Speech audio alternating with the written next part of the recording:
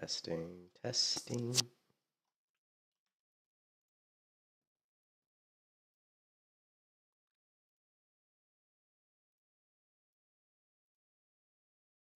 Testing, testing. Alright. Then we'll turn on the music, I guess. Seems a little...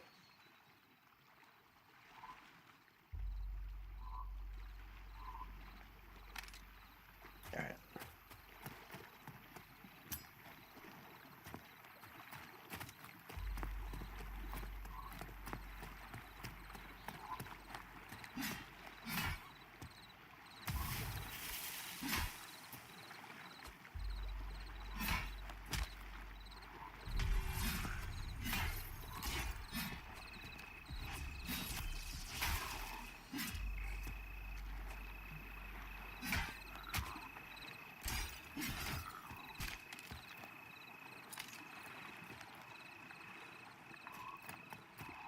You love what? What do you mean? Just the... You mean just the visuals? It's nighttime here in Pantheon, so it's very dark. What do you mean did I create the graphics?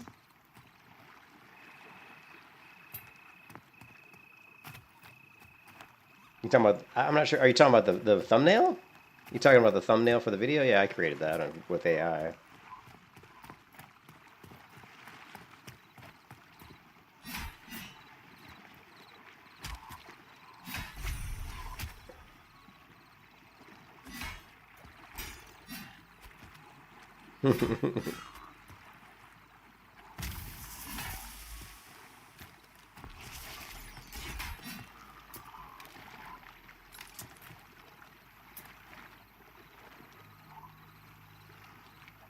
Melee attacks have 20% chance of dealing extra divine damage. Ooh, it lasts 14 minutes too.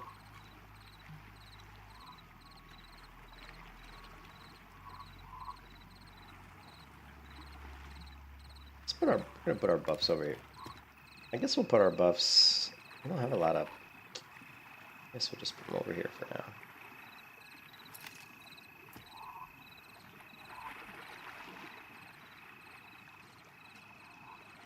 Our party window will probably end up being over there.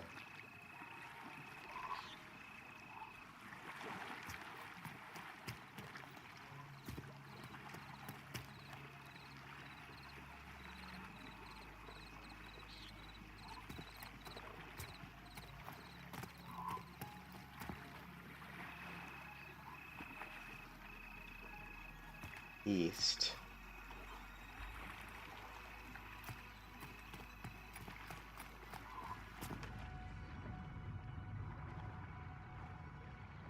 I'm okay. A little bit tired. How are you doing, SL? This game is Pantheon Rise of the Fallen. This is the early access version of the game, so it's just got released on Steam, I guess, a week or two ago or something.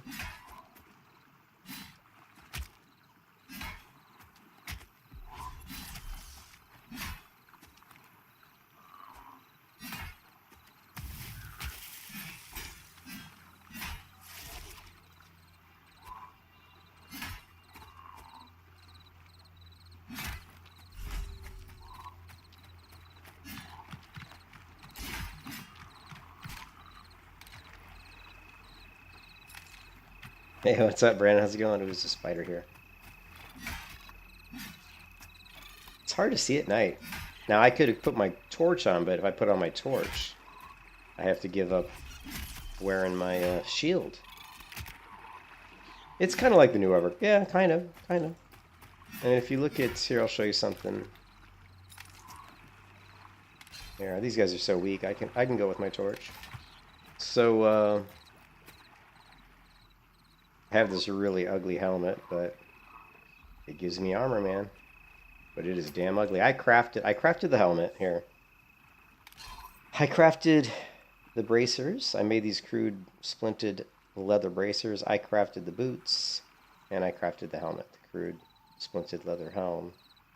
And let me show you, if you want to know what it's like. This is what Pantheon is supposed to be like, right? EverQuest. EverQuest is the primary, heavily influenced by EverQuest. EverQuest is the primary, I would say, influence that we have, and we're also, wanting to. If you haven't heard me make this analogy before, it's as if you went back to 2004 or maybe 2003, 2002, and you took the original trilogy of EverQuest and you took what Classic WoW initially was, and you carved a new path that embraced everything that made EverQuest great.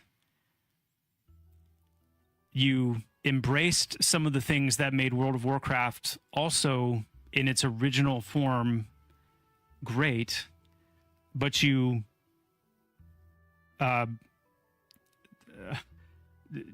forsook the things that took World of Warcraft down the path that ultimately divorced it from what made EverQuest great, and you carved a new third path. That's what I want Pantheon to be. That's what I want it to feel like. Have all the great aspects of EQ, really capture them. I mean, even some of the things that Vanguard, if you're familiar with Vanguard, even some of the things that Vanguard didn't bring with it from EverQuest, like identifying what those are, make sure that we have the things that made EQ great intact, identify some of the things that made that classic WoW so great as well, and then find that fusion, and ultimately that. And this is the creative director. That's the creative director of EverQuest, creative director of Pantheon. He originally was, I think, the music director, I believe, which is weird. So he didn't start out as the creative director. He started out like working on the music.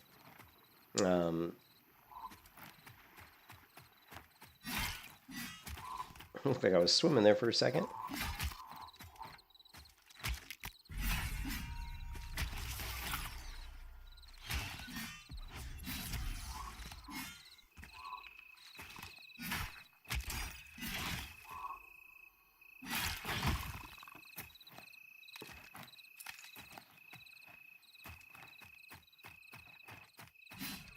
Yeah, these guys, a lot of these scorpions are always evade. They're the only mobs that do it, though, where they're just kind of bugged. A lot of them are bugged for some reason. I don't know what it is about the scorpions that makes them get bugged.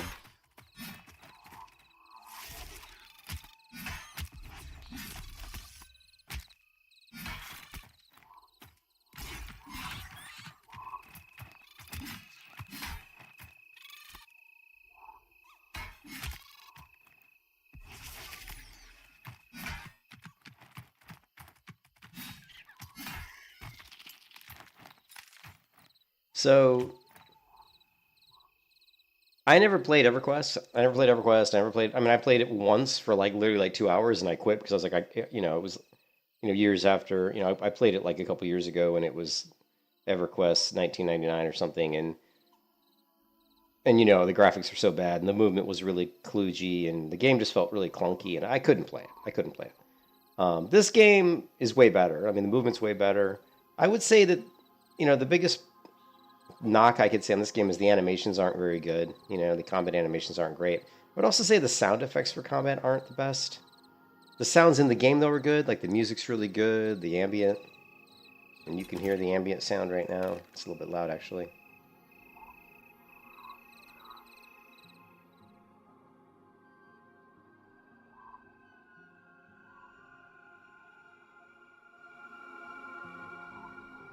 We just listen to music. Music's really good.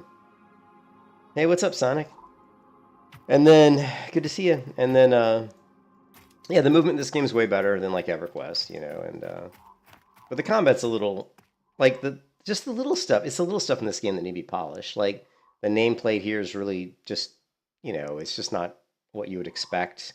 The bar is really bland. It's just a single green bar. The text is too big. When I get close enough, you'll see that it's hard to actually see the bar, especially if I unequip my weapon. The enemy target is this weird thing, which I don't know why I did this like gradient with no border along the top. I don't really like this at all. And if you target your friendly, you have like a friendly target, like a focus friendly, same thing. Not really happy with this bar, the target bar. You know, plus, I mean, you're seeing the opacity of it. You can see right through it to the terrain behind, which I'm not really a fan of. Yeah, someone else said. I think Laser said that as well. But we just saw the interview with Joppa where he was basically saying the whole point, what they were trying to do with this game was make it like like kind of like take the good things from EverQuest. You hope we get levitate spells and crazy shit like EverQuest. I never played EverQuest. I mean, I played EverQuest for like 2 hours. I played EverQuest 2 for like a month or two. Oh, excuse me. I got a cold. I got a cold from this cold weather, man. This cold blizzard that's coming through the U.S. has got me. Um, yeah. Hey, what's up, Martin? But I mean, the things that I could knock on this game, most of them can be fixed. Most of them are like, it needs better animations. I'd like to see better character models created. I'd like to see better character models. Although these aren't like the worst. I mean, like if you take her clothes off, I think there's some detail. Let's see. They've got some detail. I mean, the model doesn't necessarily look bad.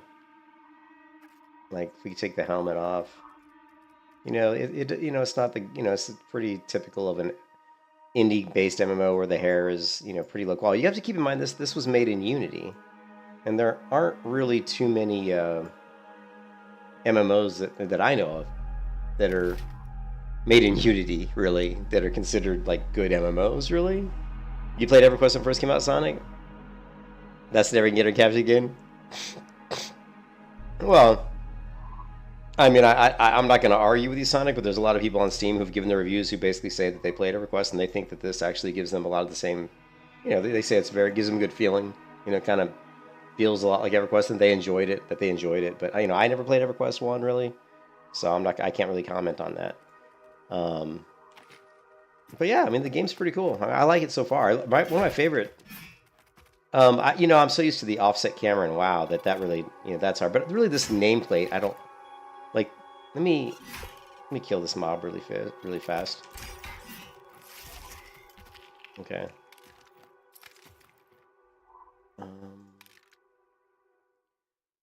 Like, so just the nameplate. Like I would, obviously make the nameplates more, just better. I mean, these are really just very just simple, basic. I definitely would change the font to something a little bit, and it's not even an uppercase letter on the name. I would always uppercase the first letter here, like Ashvale Wasp. I probably would uppercase the A and the W. Yeah, that's just me. I don't know. Like even my portrait window is a little weird, like this window here, but it's like my player frame. It seems it almost looks steampunk, doesn't it? It says Reckoning throughout 3. I don't even know what that means. I do have a food meter here and a hydration meter. I'm not sure how this really even affects your character, to be honest. I'm going to eat some food, eat some water, drink some water, and you'll see these go up. But I don't really know like how much this really is integrated into the game. Yeah, but the UI UX, it needs a lot of work. I did figure out how to customize the bars, though. Like if you right click on them, you can't, like, okay, for example, if I right click on this window here, it brings up the settings, which this is fine. This window's completely fine. And I can scale it. I can change the opacity. I can lock the window.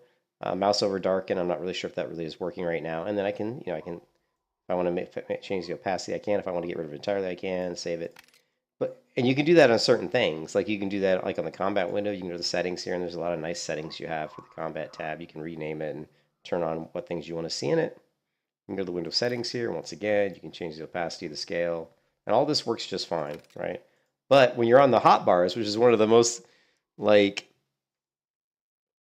most common things you'd want to scale is your bars. Like these are like really small compared to what they normally are. So I couldn't figure out how to do it because if you right click on any of these bars, it doesn't do anything.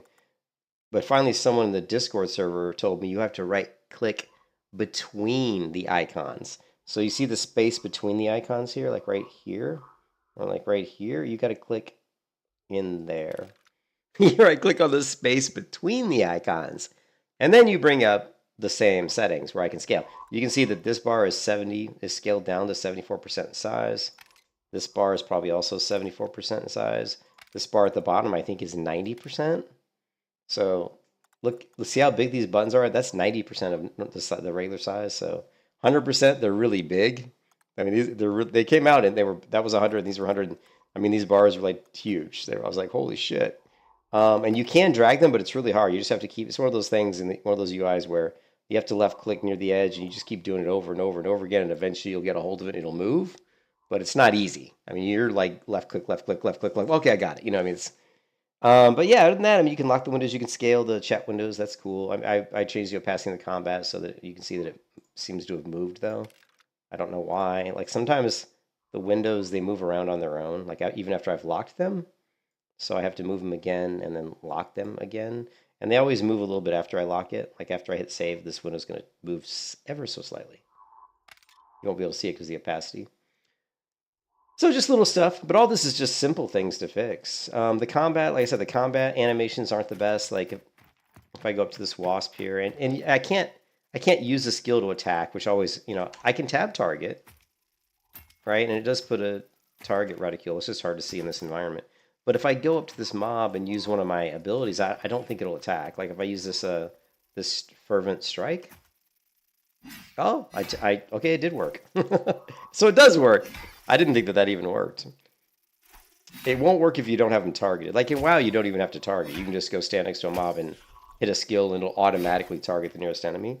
Doesn't do that here, which probably could be, for a game like this, that's probably a good thing. Let's try it again just to make sure. Let's go up to this wasp here. We'll use the ability and see if it... And yeah, it doesn't do anything. Which, that's okay. Just tab target, use your ability.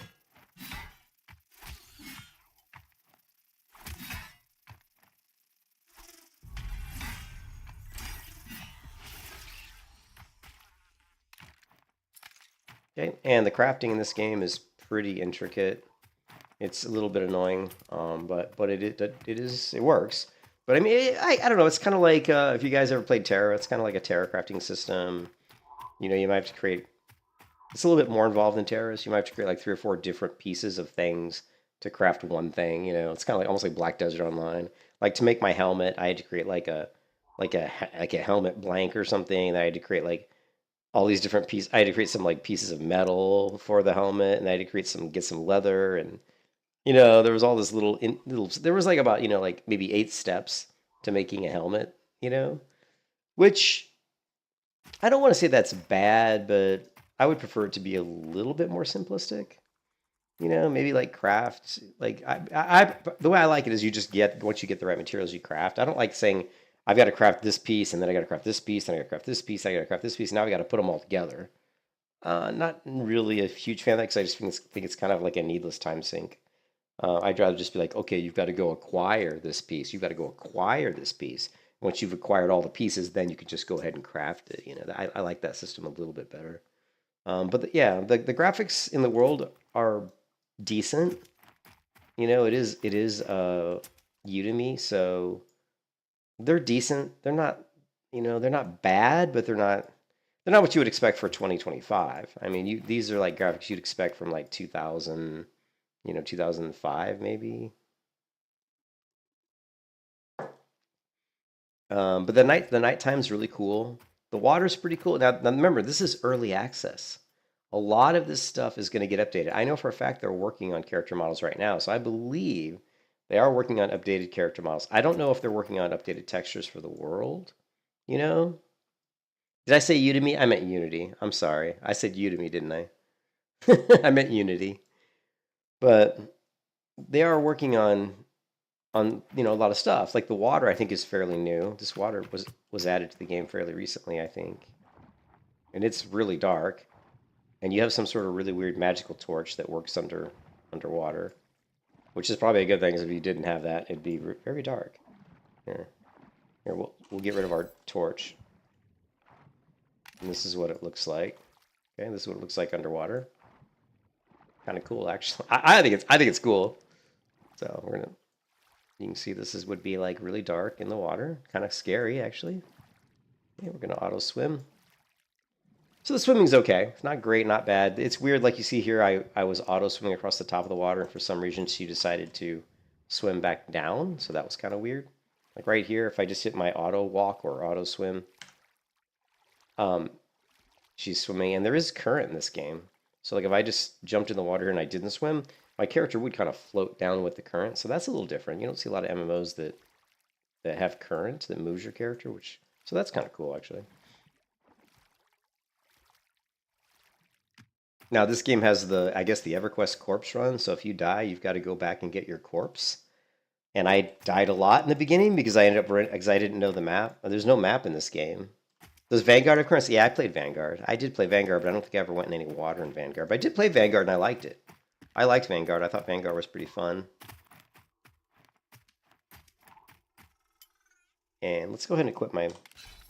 This is better than Vanguard. I played Vanguard and I did some with one of the guys who works for Pantheon. I believe he still works for them. Minus. I think he still works for them. Me and him used to play together every once in a while, and we'd play some MMOs together, and we played Vanguard together. Let's see, Pantheon. Let's see if he still... I think he still works there, right?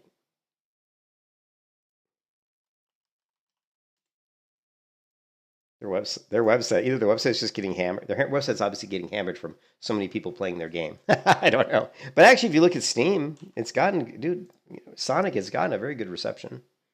Like, the reception on Steam's been very good.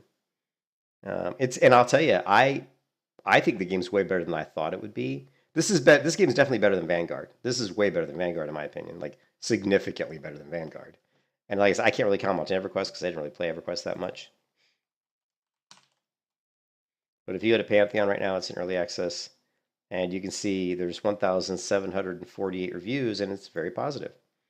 You know, there's going to be some bad reviews, but there's a lot of positive reviews.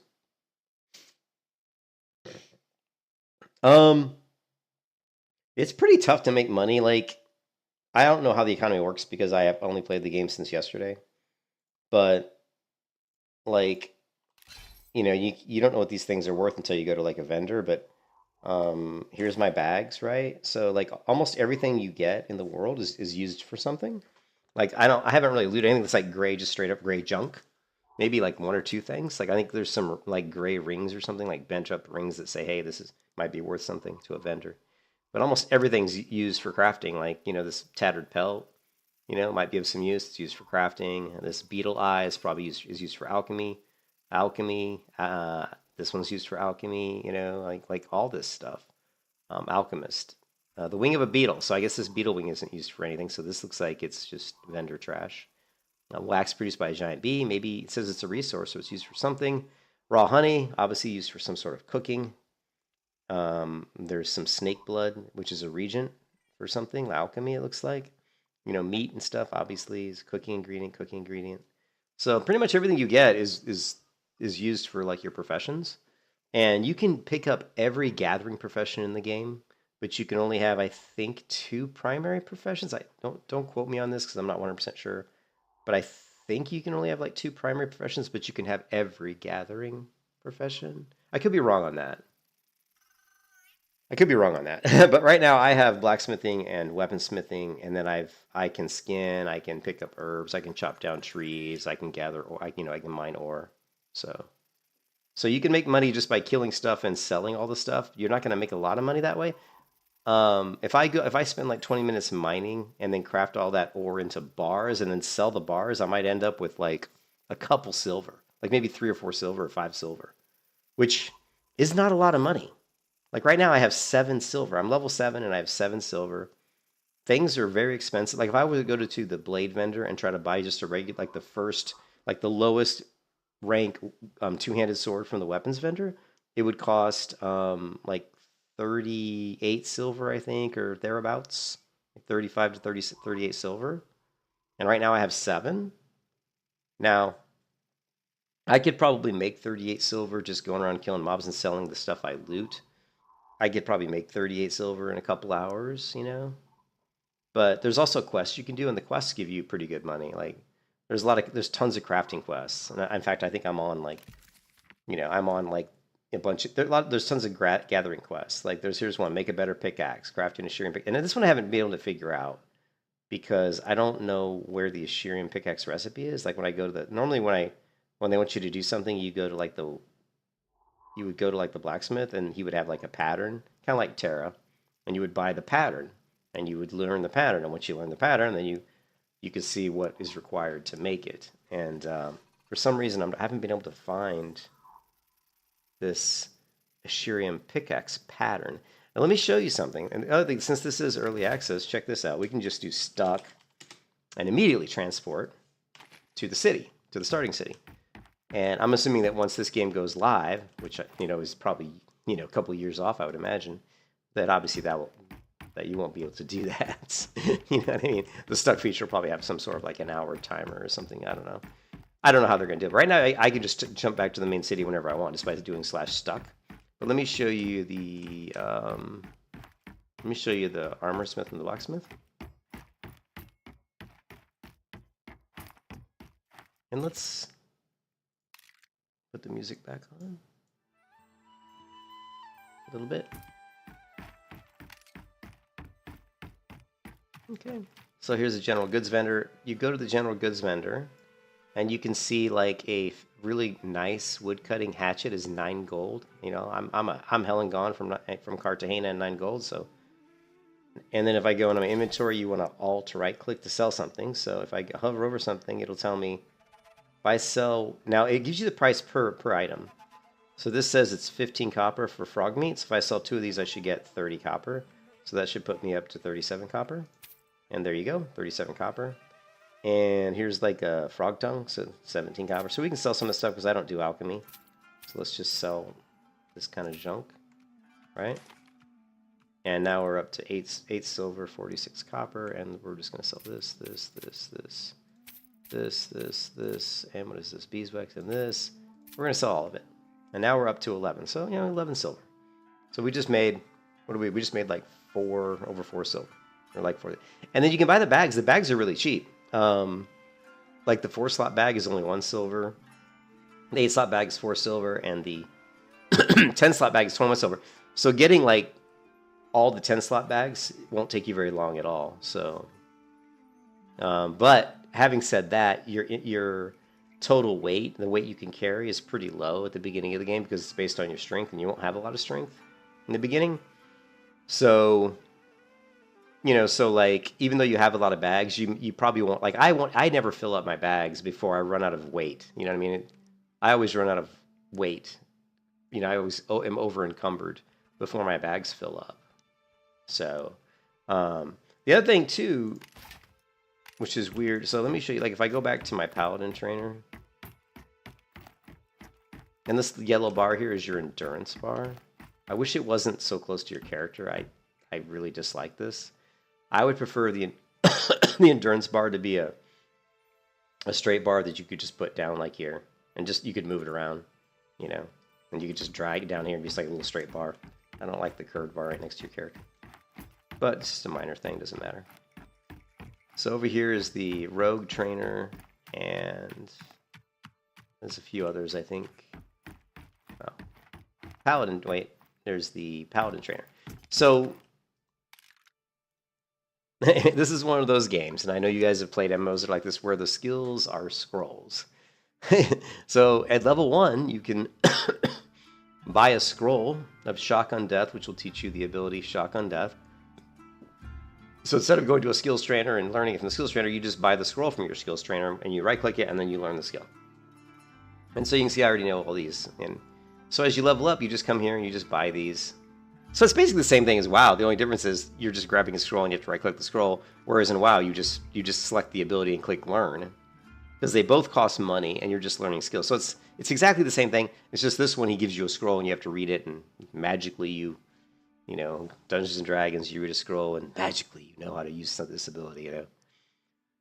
So yeah, so that's that, and you can see there's a bunch of them. So the Paladin has quite a lot of skills, like a ton. And then there's the other thing is there's this Paladin traits. Now this is a little more obtuse, I guess. So it says Paladin 5, and what that means is that at level 5, you can learn this trait, and it grants you 1 strength, and it's a permanent. So this is a permanent, like, increase to strength by 1.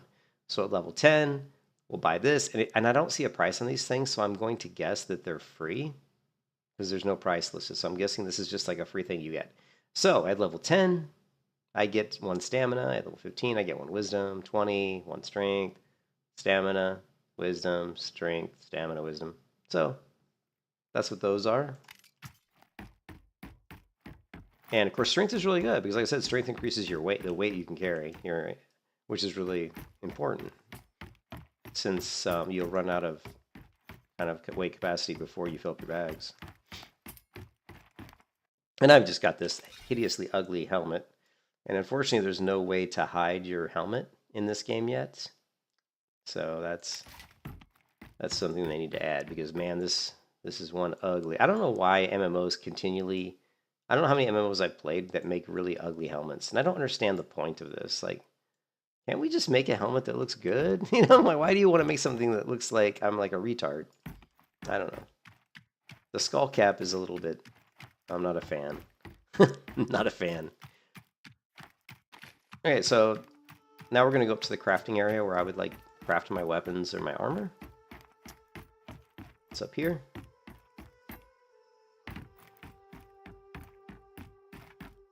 And yeah, the graphics are crap. I mean, these kind of textures, I don't, you know, like this texture here. I mean, look at this floor. I mean, what is that? What is that? It's like the worst texture. So, and look at the texture on the walls. I mean, so, and look at the seam. So, one of my biggest complaints with Pantheon was when it, because remember they've been working on Pantheon since 2014, but they completely rebooted it in 2017. So if you really want to think about how long they've been working on this version of Pantheon, really it's since 2017. You know? Yeah, it's like, so my problem with this game has always been that they decided to use Unity as the game engine. And to me, it was painfully obvious that they had a team of people that probably only had a few people that were really what I would consider like really professional grade game developers. And they had a lot of people that had skill sets that were probably, you know, they were good in certain things, but they probably hadn't done a lot of like heavy work on MMOs.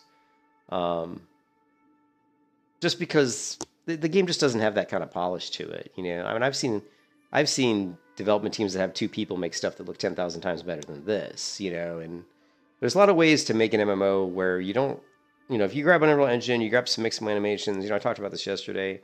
I mean, you could create a world in a week that looks 10 times better than this with characters that have animations that are 10 times better than this. But that's just, you know, obviously that's a small part of a game. It's a very, very, very, very small part of a game. But it's still, because it is so small, why not do it? That's kind of my point. It's like, to me, like making a game look good really is one of the easier things that you can do. The hard part is writing all the networking code and writing all of the like the hitboxes and writing all of the interactions between the players, all of the, you know, the processing that the computer has to do, the server has to do, all the communications back and forth, the TCP/IP, like I said. That's the difficult part. Just creating a world that looks good to me is probably one of the easier things. Like, there's a really good YouTuber, and I don't think I'm going to be able to remember his name off the top of my head.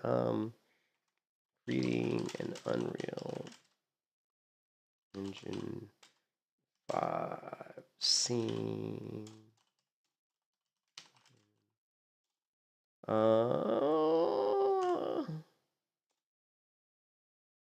can't remember what the no LODs. I can't remember.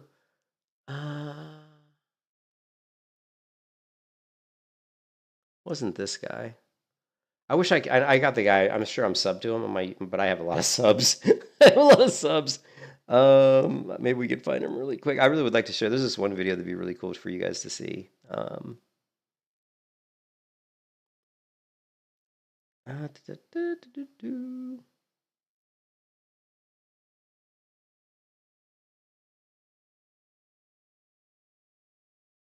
Am I going to even recognize this guy's name? Reeves. That's it, huh? That's it.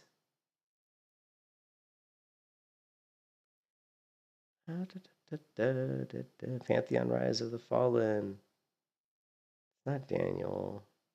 It's not Nikolai, although Nikolai, he's a musician. All my subs are usually either music or game development or games, you know, or Bitcoin or crypto. Barrister.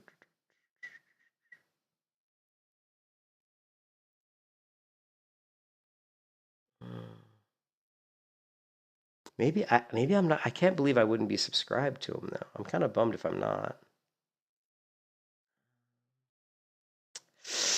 Yeah, that's a little disappointing if I'm not subscribed to this guy. Anyways, I'm digressing. I know I get on my tangents, but I just think it's really important that you guys understand, um, that creating a game graphically that looks good in an engine like Unreal is really not that difficult. But doing it in Udemy, it's not hard, but it is definitely a little bit more challenging. One of the things that Unreal Engine did, which made more MMOs start to crop up for Unreal Engine, is they really, because remember Fortnite was done as an experiment. Like the game Fortnite that Unreal, that Epic made, it was all an experiment, learning experiment for them because they wanted to increase the game engine's ability to handle picking up objects off the ground and equipping them and unequipping them and kind of doing building in the game. There was a lot of different systems in Fortnite that Unreal Engine didn't handle very well, so they were using Fortnite as a internal development kind of prototype. And then what they came up with, they thought was really cool, so they released it initially totally for free. I hate it when people badmouth Epic Games because Epic Games has given away so much free shit. They've been giving away their game engine for free for fucking as long as I can remember. I mean, I was using Unreal Engine back in 2002 probably. Now, if your game makes more than $100,000, you start paying. But even then, you're paying less than what you would pay if you used Unity. Anyway, so don't get me going. I know I'm a fanboy of Unreal Engine, so I apologize. I'm a big fanboy. I can't believe I don't have this guy's channel subbed. I'm really mad at myself that I don't have this guy subbed. Unreal Engine 5.1 is awesome. I know we did a video like that. Okay, I think it's this guy. The first major update for Unreal Engine 5. Okay, this is the guy that I wanted. Is the guy that I was thinking of. Am I not subbed? I am subscribed to this guy. How come I couldn't find him? I knew I had to be subbed to this guy. So this guy does really, really good videos, like tutorials on like really long ones that you can use for free. I mean, I'm talking like courses that are like 2-3 hours long that you can just watch. How to create a game in Unreal Engine. Here's like a course he did. Too. He has paid courses too. Where is?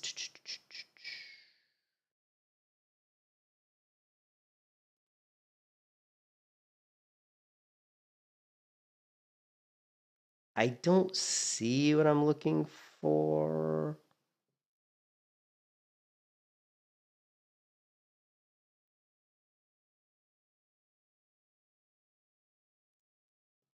The longer it will take to render. This is why video games have made a system called level of detail, or LOD for short.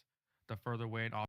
So you guys probably know what LOD is. In a game engine, an LOD, what it is as you get closer and closer to an object, the detail in the mesh of the object increases in detail. So you're basically swapping out resources. You're saying, hey, when I'm really, really close, I want to use this chair on the left because it's a more highly detailed geometry. When I'm further away, I'm going to use the chair on the right because I'm so far away I can't really see the detail anyway. You know what I mean? So it doesn't matter. The problem with that is you have to swap out the textures and you have to swap out the object. You know what I mean? It doesn't. So there's a lot of times that's what you get what's called swap in, or you get what they see like in maybe a game like Black Desert Online, where you're literally as you're walking down the road, you can see stuff like kind of pop. They call it pop in, right? Pop in. You'll see stuff popping in and out. Object is from the camera, the less polygons it will use to render that object. This makes games run faster, but we are limited in the amount of geomem. So what Unreal Engine did is they created a system called nanites, which doesn't do that. I still don't understand exactly how it works, but it's unbelievable that it even works. But check this out. Nanite is that when it released, it only worked on non-moving static objects. Yeah, so Nanite originally in Unreal Engine only worked on like basically static stuff like rocks and stuff. So when they came out with Unreal Engine, I think 5.3 right here, now it works on stuff like trees and stuff they're animated, like the leaves, the limbs are blowing in the wind. So Nanite now works on those things. So now basically you can use Nanite on everything. So basically what that means is that there's no LOD maps. There's no LOD maps. Unreal Engine will automatically calculate the amount of detail you're seeing on the fly, right? So as you get closer to a tree, the detail's automatically increasing, and in the transition is completely invisible to the human eye. You won't even notice it. It's just like, oh, it just looks normal. really good for objects like rocks and cliffs. This changed with the Unreal Engine 5.1 updates. Oh, it's It 5.1. introduced nanite foliage, which gave us the ability to create forests with an unlimited amount of detail. Here's a world with over 100,000 trees without any LODs. But landscapes, which is the biggest part of any environment, was still missing nanites.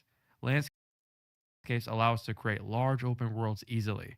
Using the tool, we can sculpt, add height maps, and paint different materials quickly. This means landscapes were stuck using low resolution geometry, Hmm. and it hurt our game's performance because Unreal has a hard time rendering non nanite objects. In all the tech demos Epic Games released, to avoid these issues, they didn't use landscapes. Instead, they faked landscapes. They faked This desert landscapes. ground isn't actually a landscape. Instead, it is a bunch of nanite objects stacked on top of each other Yep. to make it look like a landscape. Finally, in 5.3, Nanite officially supports landscapes. To activate Nanite, select your landscape. And so what a landscape is, there's lots of tools. Like Unreal Engine has its own landscape generator built into it, and there's other tools like I don't remember. I used to have some of them. I don't remember what they're called anymore, but they really don't like they're just landscape generator tools. Like there's one called Terra, and there's a couple others, and basically all they do is you go in and they generate based on the size you give it. You say I want to create like a I don't know 50 meter by 50 meter terrain, and then then it'll create it, and then you go in and you can play around with all the settings, and you can like drag up the terrain and make a mountain. You can carve out rivers and stuff like that, and then you import that into your game engine, and that's basically your terrain, that's your environment. And then you go in and you place your buildings, your structures, your trees, your foliage, and and the cool thing now is you don't have to paint it, you don't have to place them one at a time. Now you can just use the brush and paint them like he was showing. That's one of the things that I don't know when that came out, but when they brought that out, that's obviously this right here. See how he's painting this basically dirt kind of terrain onto the scene. So it used to be that you would have to place the grass like almost individually. You'd like have like a patch of grass and you drop it here, and then you drop another patch, and you have to go in and manually edit to make it look correct.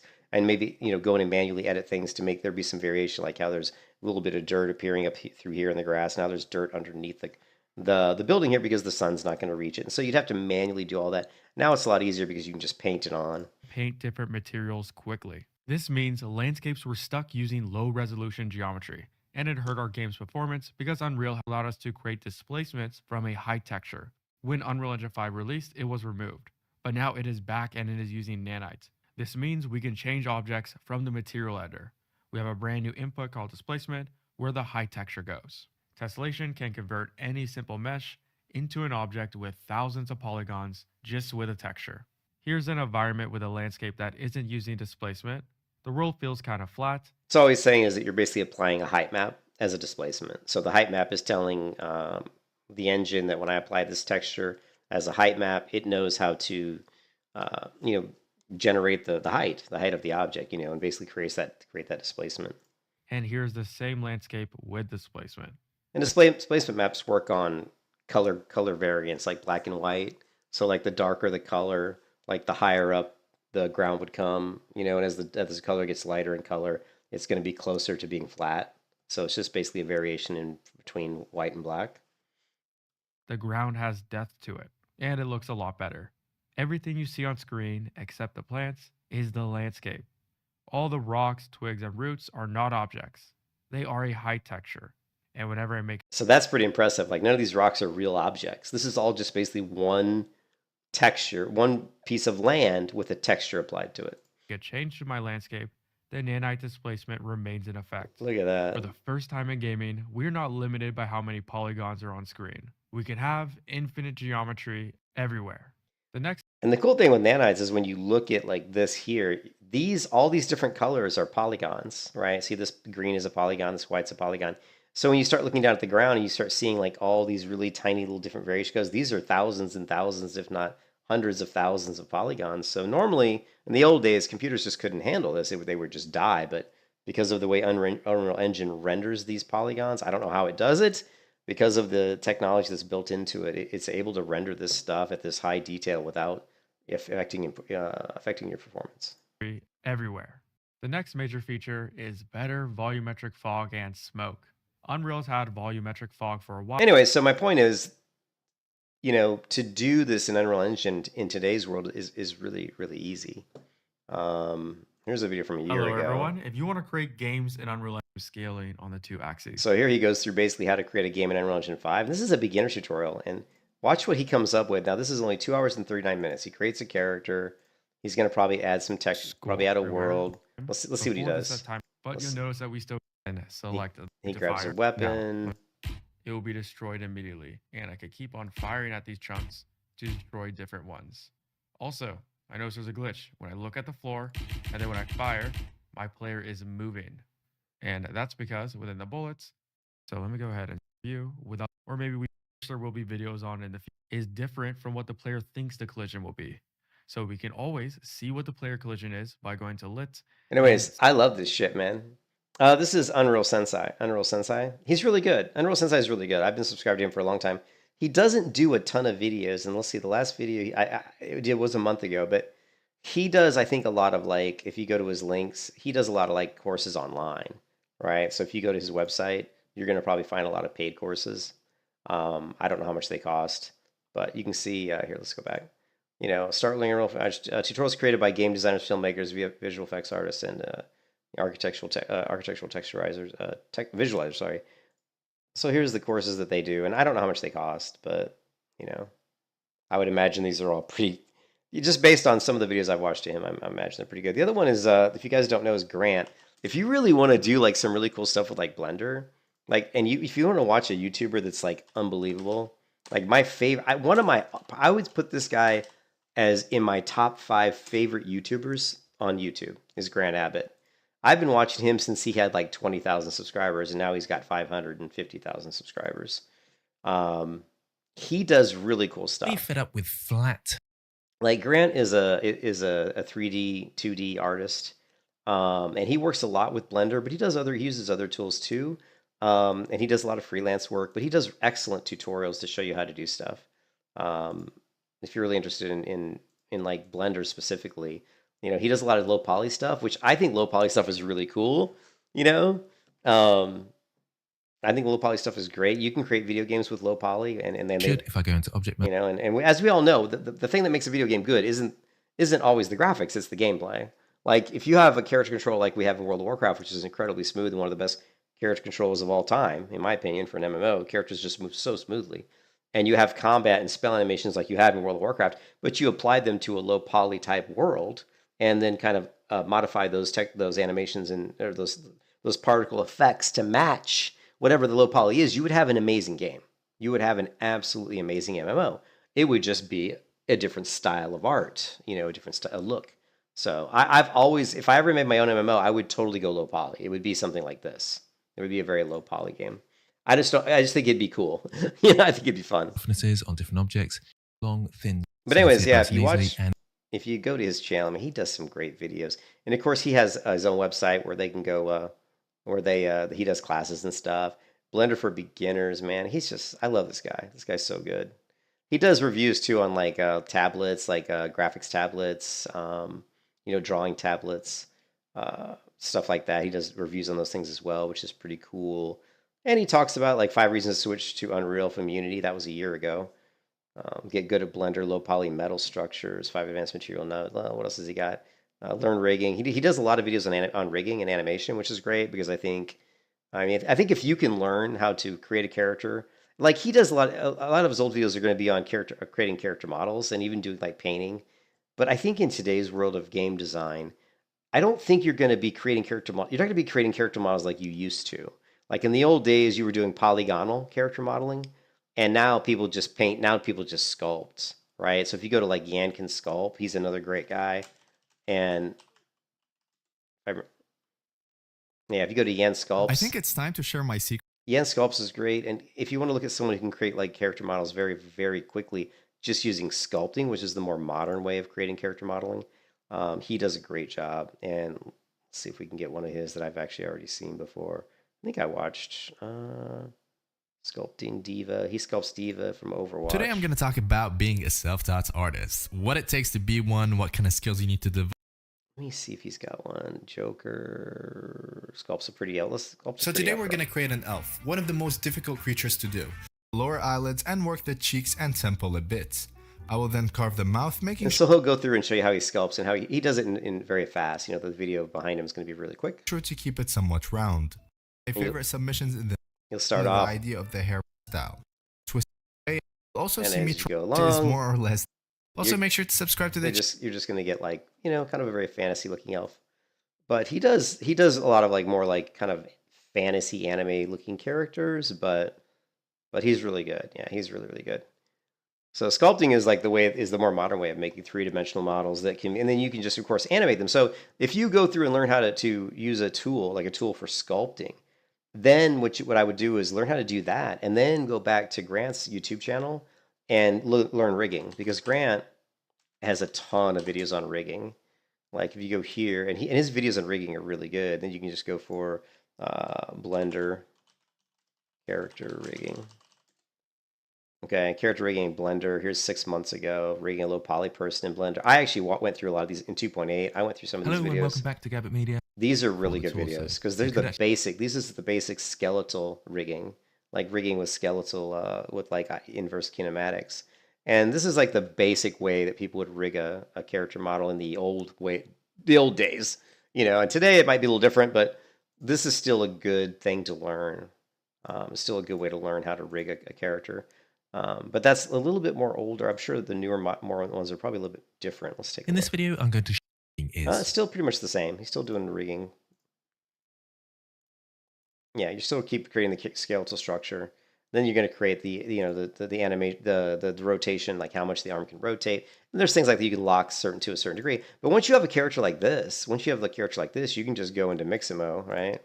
Once you have that character and it's all set up and the rigging's correct, then you can just go into Mixamo, and you can just pick an animation, download this animation, and then pull your character model into Unreal Engine, and then go into your resources folder and drop in. You can just create whatever resources folder you want.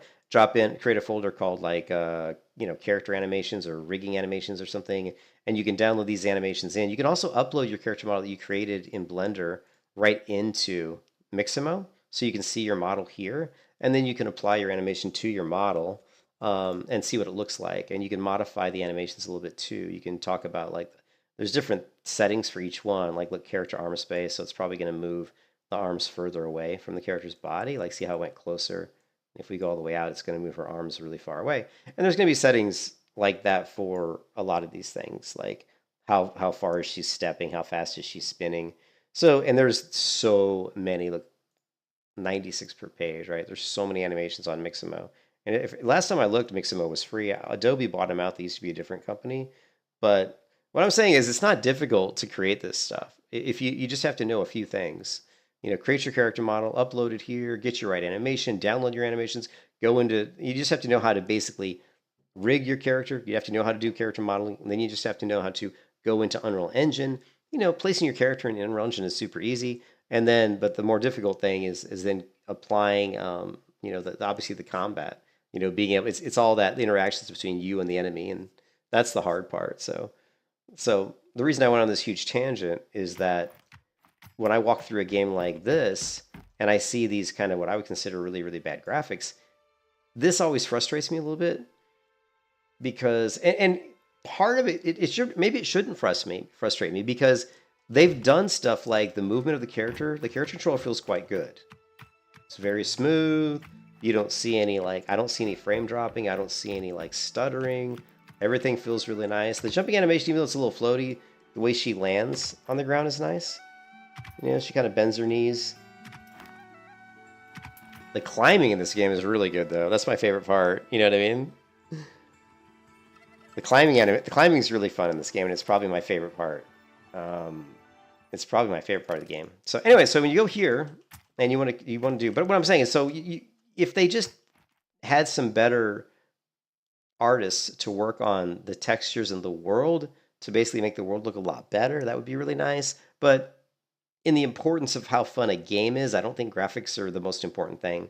I think the most important thing is that combat is very smooth, that all the systems are in place, and that they work in a way that makes sense. Obviously the the UX UI is important in a way. Like when I look at the character, like when I look at, I've been playing too many MMOs. I'm getting buttons to pull up the character window, and I'm just like, delete, no, that's WoW. P, no, that's Terra. You know, like hit all these keybinds.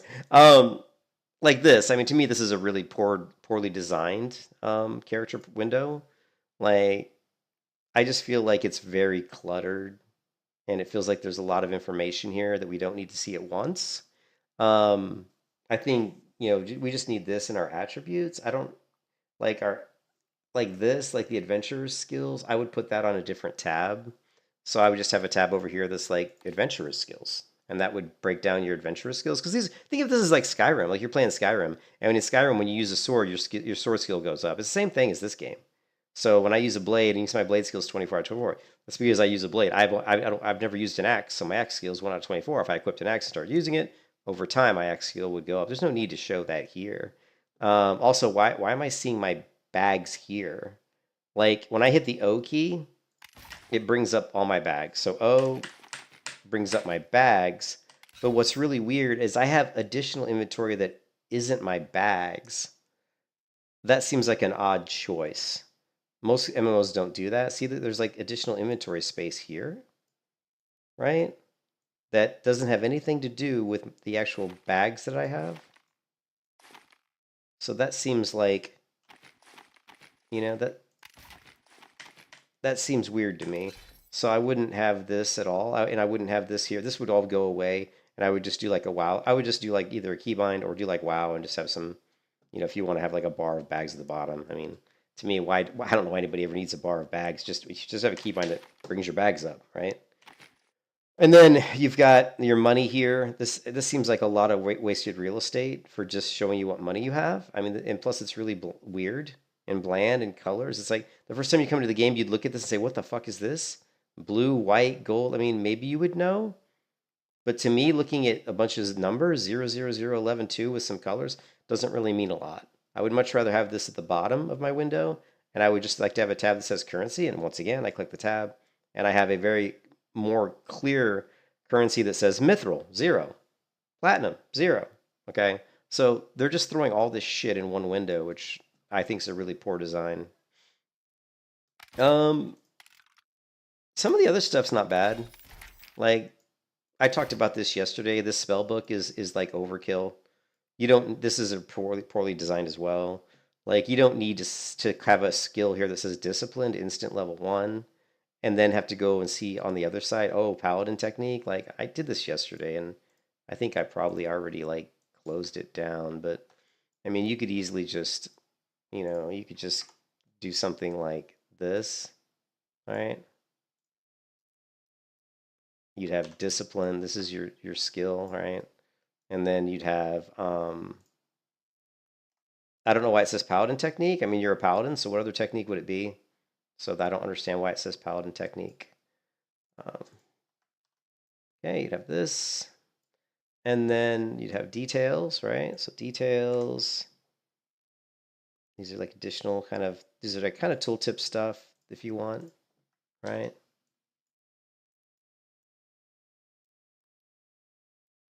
And then, I mean, level 1, and instant, we don't care that it's instant because if there's no cost to use it, like if there's no like, you know, I mean, all these abilities are instant. Like this is instant, this is instant, this is instant.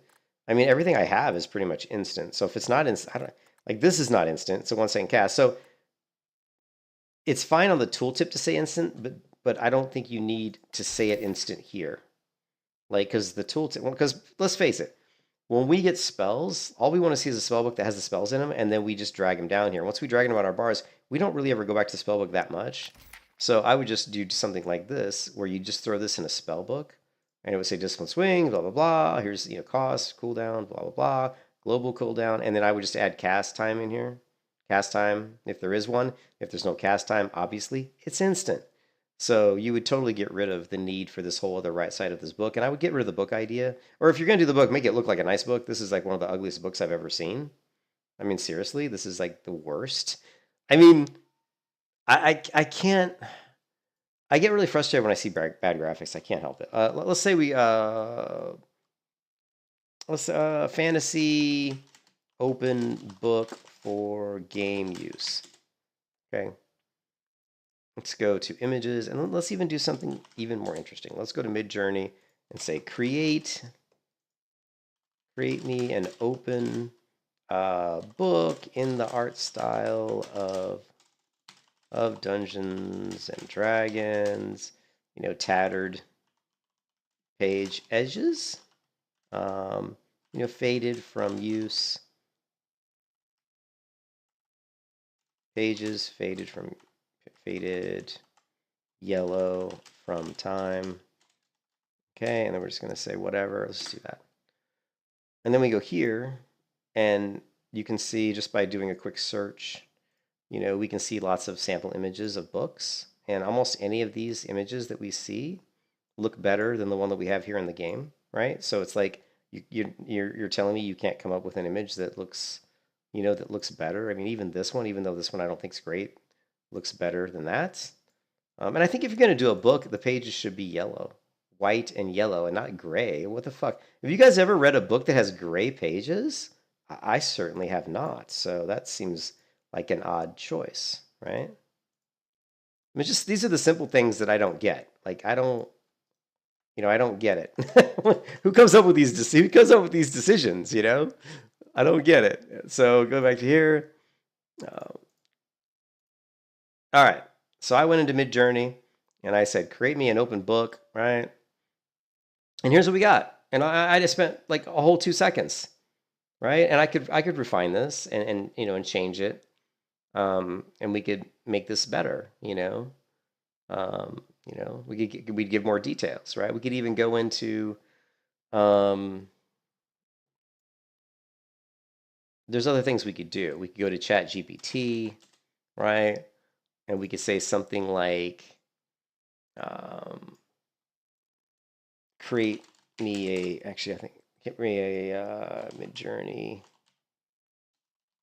prompt that will generate a open book on a image of an open book in a very fantasy style. I want to use this image to show spells that my magic user could cast in a video game. Pages should be yellowed with age. Okay. And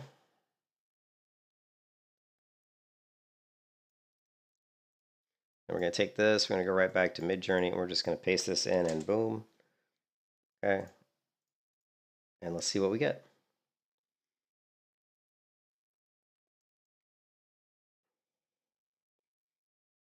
You can see these are some of the images I've created. Just, you know, I create images, you know, different ones for, you know, for, what are some of the ones that I've got? I've done a lot. There's one I created that came out pretty good. These are different ones for like, for thumbnails for like World of Warcraft streams. And this one's going, see, it's going a little bit too magical, so it's a little bit too many details.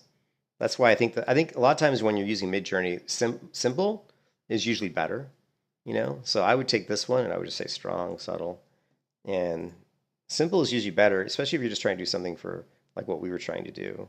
This image came out pretty cool.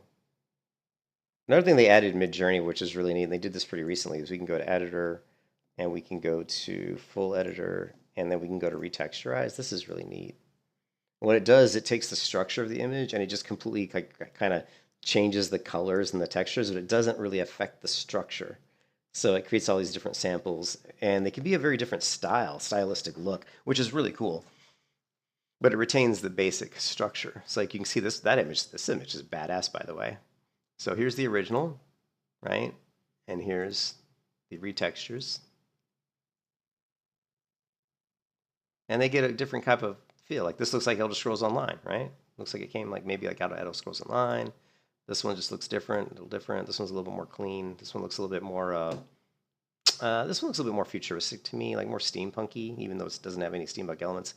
There's something about this that makes me think steampunky, maybe these pipey looking things on the right and the circular, and something about it looks steampunk to me. And then this one's just artistic, has a really nice art style. I like this one a lot. And let's go back.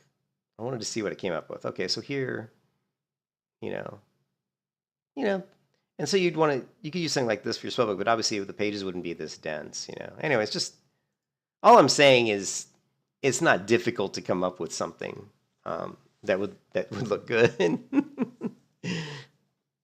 you know.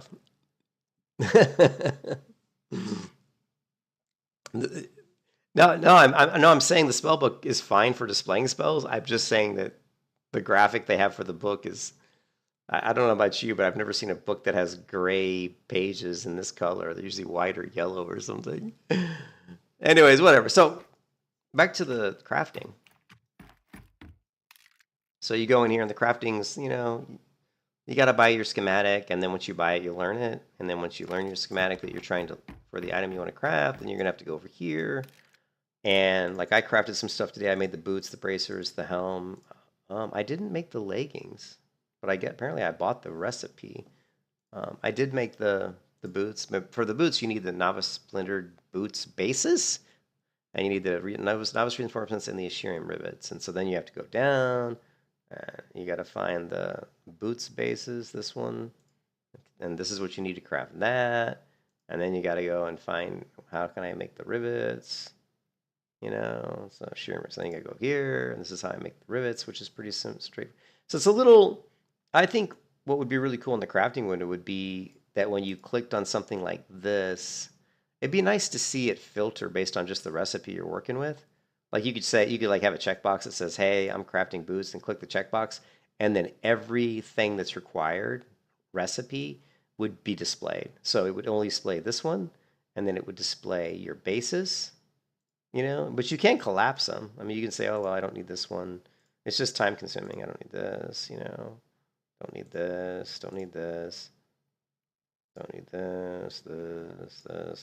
I know I need rivets. I think I need plates. I think I need this. And so you can collapse them down. And I need that. Don't need that. Don't need that. You still have these extra things here. And so now you can kind of just see what's required for what I'm doing. Yeah. Yeah, and Ravenheart, don't take what I'm saying as a huge criticism. Hey, what's up, Blue? It would be cool to have a hierarchy on the forge to the right that shows what you can make. Yes, yeah, that's like a lot of MMOs have that, Blue, where it shows.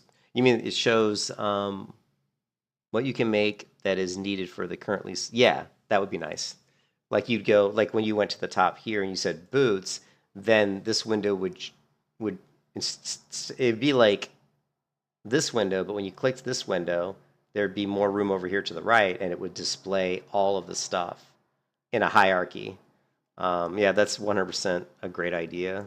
Like, so you'd have crude, splinted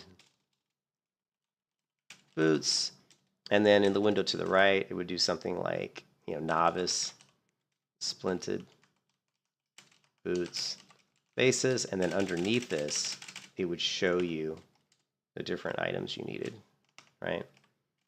So now you need the plates and the tattered leather panels. So, you know, novice plates and the tattered leather panels. And so you'd have a hierarchy, you know, and actually you wouldn't even have to, you could do it underneath the recipe, which I probably would prefer that you didn't. I would prefer that when we click this, there's more, this window's bigger on the right, and it would then break out on the right side, hierarchy. And it would be like this needs this, this needs this, this needs this. Yeah. Yeah. More in the Forge window. Yeah, you could do it in the Forge window too. Yep. You do it either way. Yeah, the Forge window would work too. And there's lots of ways you can do it. And I'm sure there's lots of our MMOs who've done it that way. I thought they may make you write all down on paper. You thought they'd make you write it down on paper? Well, I mean, in a way, you don't have to write it down on paper, but it's easy to forget. Like when you're doing it, like I'll say, oh, tattered leather panels. Well, now I have to go buy the, you know, I'm so scatterbrained that a couple times when I read that tattered leather panels, I ran down here to the vendor to get it, and I still couldn't remember because I went down here to the person who was floaty off the ground, And I was like, what do I need? And there's tattered leather panel, but there's also like another one. There's like tattered leather strips, and I think I bought the strips instead of the panels or something. No, I haven't got the two-handed sword yet. I crafted the helm, I crafted the bracers, I crafted the boots. I'm not going to craft the sword just because I think it's probably easier just to get the money to buy it, to be honest. Yeah. Yeah. The UI UX needs a lot of work. Needs a lot of work. Like you've got all this space. Yeah, and then they've got these 1, 2, 3, and or all. I think it's nice to break them apart into, I guess, tiers, but yeah, it's a lot of stuff to look at actually. It's like, oh, there's whatever. There's so many different ways you could do it. So lots of ways you could do it that are better than that. But I need the two-handed sword. I was just gonna buy it because I think it's only like 38 silver. But I keep spending money on other stuff. Like I was spending money on crafting the armor. So if you go to the great sword, it's only 34 silver, right? So I don't know what the quickest way is to get 34 silver. I probably have, I have, 25 Ashurian bars. That's probably 5 silver. It's not much. I mean, if I sold everything in my bank, I'd probably have 20 silver, maybe 30 silver. Who knows? Yeah, I hope most of the. Oh, hey, Kenny, I figured out how to scale the bars. Do you know how to scale the bars down here?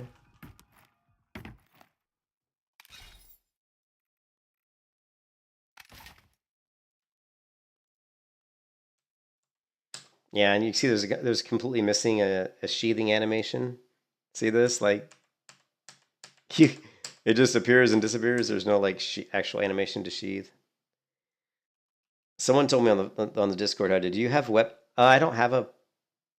I don't even know what do you mean weapon profession? I mean if you go, you have these skills, right? I guess you have these skills, right? Like you can use a great axe, you can use a great blade. I don't know what you mean by weapon profession. Is there like a specialization you can do? To scale them. Oh, crafting. No, I don't. I'm just all I know is I'm weaponsmithing and blacksmithing, and I don't even know how to figure that out. Let's see. I see here. Profession skills: armor smithing, blacksmithing, harvesting, mining, salvaging, scavenging, skinning, smelting. Okay, so we have smelting, weaponsmithing, woodcutting. So we have weaponsmithing and blacksmithing and armor smithing? Can you have that many? Well, apparently you can. Yeah, but I don't think I have enough money, do I? So, but first, let me show you how to do it. To move these around, what I kept doing is like most stuff you right click. You right click on a window and you get up your scale window. You can change the opacity, you can lock the position, right? Same thing here, combat, you right click settings, right? The problem I ran into on the hotbar is I kept right clicking on the bars themselves, like on the icons, and nothing. Guess what? You have to right click in between the icons. Someone on the Discord told me that. And most people don't know that. You have to right click in between the icons. And then once you do, you can scale. So as you can see, I've scaled. This looks like one big bar, but it's actually not. And remember, there was that idiot on my Discord or on my stream yesterday who was arguing with me about that. We had a big argument about. I was just saying how their key bindings were so stupid. Like you go to key bindings and it's like you've got like action 1 through 7, utility 1 through 5, general 1 through blah blah blah blah blah, and then you go further down. And then you've got technique. Okay, so these, wait. So these 4 are techniques. These 6 are utility. All these here at the bottom, I think, are action. Yeah, these are action. These are utility, and these are technique. And I kind of said that's kind of silly. It's like why do we care what they are? They're just abilities. You let the user put them wherever they want. But the reason it's like that is because you can only put so many of those types on each bar. So that's why they're that way. It's just a little bit confusing the way they don't really, like when you look at your spell book, it doesn't really tell you that. Like, oh, here it does. It's a technique. So passive, technique. But I mean, there's really you wouldn't really know Paladin technique. I mean, that wouldn't really tell me anything, you know. And then like Oath Flame is an action, I guess. So I think if you were gonna make that distinction that certain bars can only have certain abilities, what I would have done is I would have used tabs. I would have had a tab for technical abilities. I would have had a tab for utility, and then I would have had a tab for for actions. And that way they're separated. And then I would have put a description at the top of the page on technique that says you can only slot these in your techniques bar. And then under the utility tab, I would have a caption at the top that says utility skills can only be slotted on the utility bar. And then on the actions tab, I would have another thing that says action-based abilities can only be slotted on the action bar. Yeah. Yeah, I'm not really a fan of how I mean, I don't have a problem with it. I mean, I like the fact that they do limit the number, because if you've ever played EverQuest 2, which I did play EverQuest 2 for a couple months, it's a shit show. I mean, you have like, I think in EverQuest 2, I had like 8 or 9 action bars, and they were full of abilities. I mean, it was crazy. I was like a level 30, level 40 Shadow Knight, and I had like 50 skills or something. I don't know about you, but I do not have the ability to keybind 50 different buttons in a way that I find very enjoyable to play. So, yeah. Yeah, well, I like limited action sets. I think that to me, I've always felt that for an MMO, the optimum amount of abilities any character should have it ranges between 15 and 25. That's my sweet spot. I don't think there's ever a need for you to have more than like 25 abilities, because you need to have interactions between the abilities. Like if there's certain things you can do to play off each other, and of course there's other things you can do with combat if you're like a combat class, where you can kind of build combinations based on your abilities, like Terra does. Like if I use, Righteous Fury, and I chain that into Blade Draw's animation is 30% faster, for example. There's things you can do that way. And so you're basically taking just 2 abilities, but because you use them in certain order, it changes the second ability, into almost something completely different. And then there's other things they do with those abilities. Like if a mob swings at me and is going to hit me, and I'm using Righteous Fury at the exact same time he's doing that, I'm only taking like 20%. I'm only taking 80% of the normal damage. If I'm doing, I don't know, something like Blade Draw, I'm only taking 90%. There's different things they do to saying that if you're executing certain types of skills, you're less likely to take as much damage because you have some evasion built in, I guess. And there's lots of things you can do that don't require you to have 50 abilities. Is all I'm saying. So, but yeah, Blue. I know Blue. You were talking about how you didn't. The graphics are really old, and they are really old. And I think part of the problem with that is Unity. I just don't think that Unity is the best game engine for. If they would have started off with Unreal Engine, Unreal Engine 4 even, they would have been better. And of course, if they would have started with Unreal Engine 5 now, they would have been way better off. But I think the water's nice. I think the grass is interesting. It's very blurry looking to me. I don't know why that is. Like the texture is very, very anime. Like this grass is very anime, like it was in an anime game. And then here you've got these ground textures. There's a lot of seams, which I'm not sure why we have these. I'm not a big fan of hard seams like these on the ground. I mean, I can sit here and talk about the visuals for a long time, but in the end, the visuals aren't the most important thing. The most important thing is that the combat feels intuitive and smooth, and the character controller works really well, smooth, and the game doesn't have any TCP/IP issues, and all the basic core elements of the MMO that you want to be there are there. So.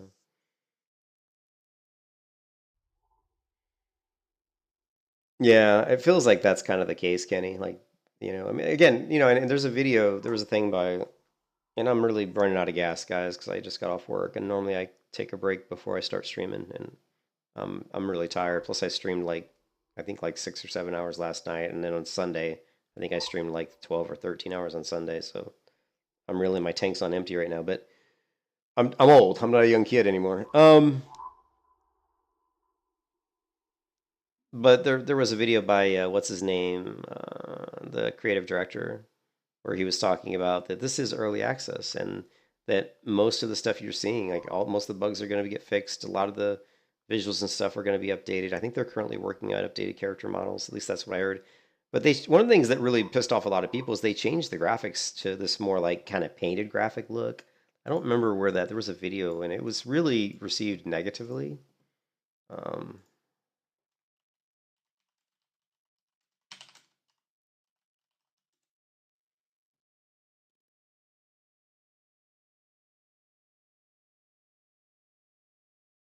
This is 8 months ago.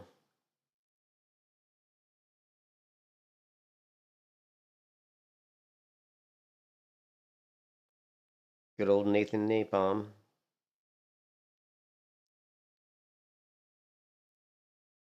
I don't know. There was a video that kind of showed the difference, but their graphics were a lot different originally, and then they changed them, you know? My WoW Hunter, not very far, Martin. I think I got to like level 7, maybe. And then I saw that Reptilian was playing this.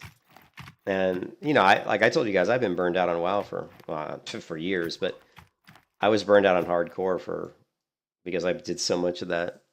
You know, I did so much of that gray gear only hardcore warrior that I decided to do. You got 12 on your mage. Yeah, I got like 7, and then this came out, and I want to try. I said, oh, we'll get back to the WoW character at some point. You know, I mean, I don't know how long I can stay in a game like this. We'll see, but I am enjoying it. I think this game is fun. It has a lot of potential. I think more party potential. I don't think this game would hold my interest as a single player for very long. It just really isn't meant for, at least from what I've heard, it really isn't meant for like a single, you know, for a single play.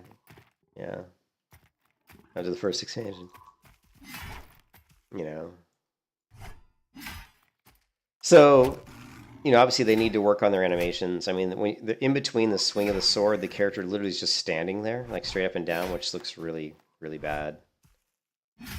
The sound effects aren't great. The combat sound effects, I don't think are very good. You know, not a fan of the sword sound. It's very. It's not crisp. You know.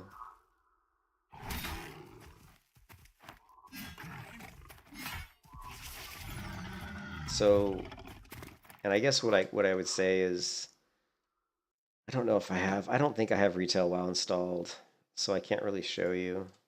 Yeah, I can't really show you. But actually I can. Actually, I can, right?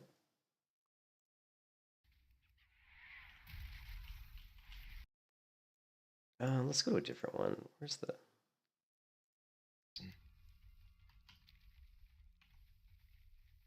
You want to attack? Go ahead. Okay, so here's retail World of Warcraft. I'm doing a battleground, right? And this shaman's going to attack me, and I think a druid's going to join in. I don't know what it is, but since I got my new computer, the sound coming through my headset just does not sound as good as it did on my old computer. And I don't know why that is. I don't know. Something with Windows 11, the drivers or something, even though I'm using the same drivers for my headset. I don't know what's going on. But you can hear that when I do that thunderclap. I mean, it's a really impactful sound.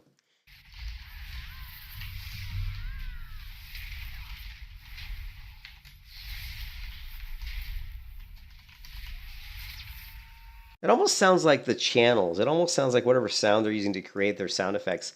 It feels like the sound channels aren't there. Like the quality of the actual sound clip is much lower quality. You know what I mean? Because we don't have the crispness. And we don't have the fall off of the highs and lows, if you know what I mean. Like when you hear a sword swing through the air, you know, like in this game, it just feels kind of blurry or like muddled, you know, muddy, you know? It doesn't have that crispness to it, you know, that that really high-end sound or the low-end thunk, you know, that you would expect from a sword hitting like a shield, you know what I mean? Like the walking in it sound is fine. Now, beyond that, the sound in the game is really good. Like the ambient sound is really, really good. I'll turn up that so you guys can hear it.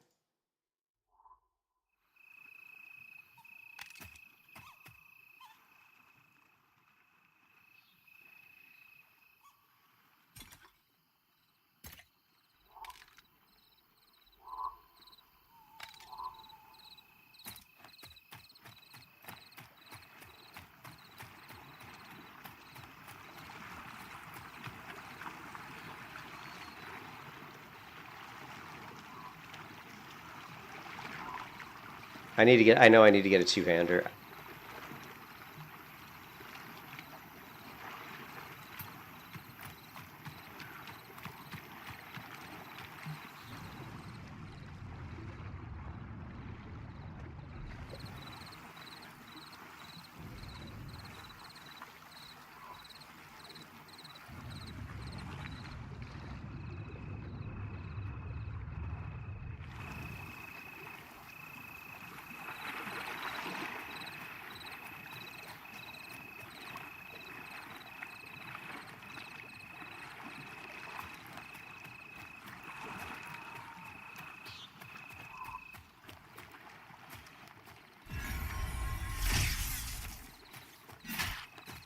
I don't like the screen edges going red. Maybe we can turn that off.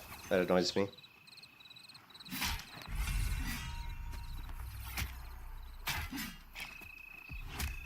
I don't like how the name and the bar get really hard to see at nighttime. They should fix that. This should be much more prominent.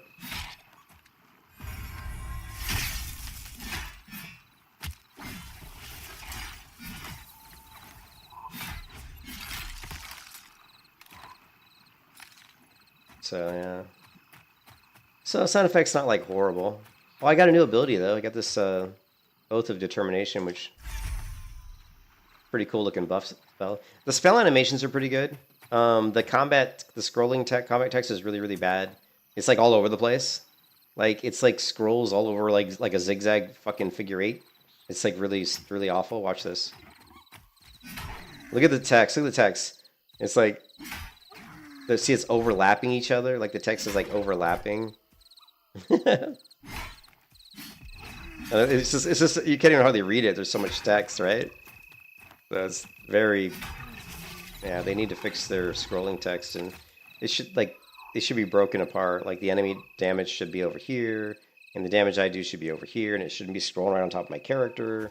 And then maybe some different stuff, like if you want to show the pet's skill ability, you could just, that could be above my head or something. But they need to break it up and spread it out so it's just not overlaid on top of each other. Yeah, I need to get a two-hander. You said, do you think I have enough stuff to craft one?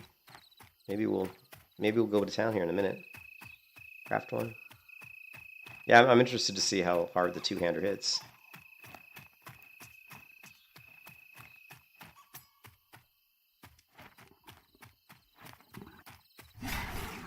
I hate how the screen edges go red.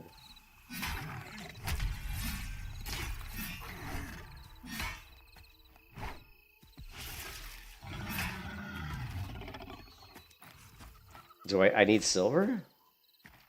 I think I got maybe a couple, like 3 silver nuggets maybe. I need silver to make a two-handed weapon? That's what I was saying. It seemed like it might almost be easier just to buy one.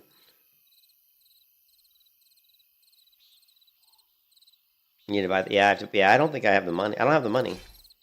I mean, I only have like, I only have 11 silver, so yeah, we don't have, I don't think we have the money.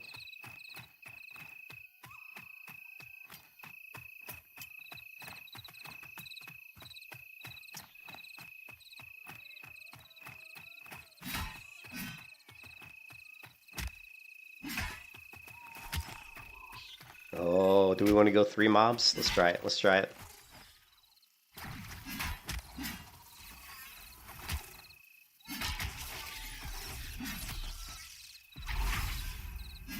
Oops, I hit the wrong button. I hit the wrong button.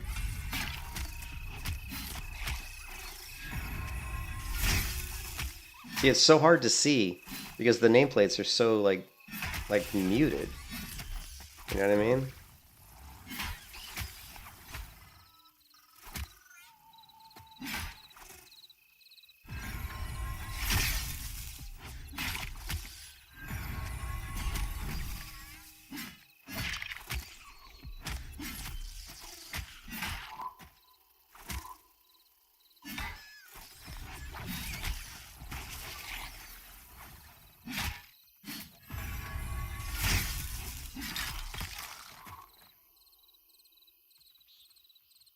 Well, that's, yeah, but what I'm saying is if I don't have a torch, the nameplate should still be visible. You know what I mean? I don't know. I'm not a fan of that. I think the nameplate should still be more visible. I just think it makes, because I think you should be able to play without a torch because it's kind of immersive and it feels cool. Like I should be able to go without UI, without you know, but it doesn't. It kind of is hard. You see how hard it is to see.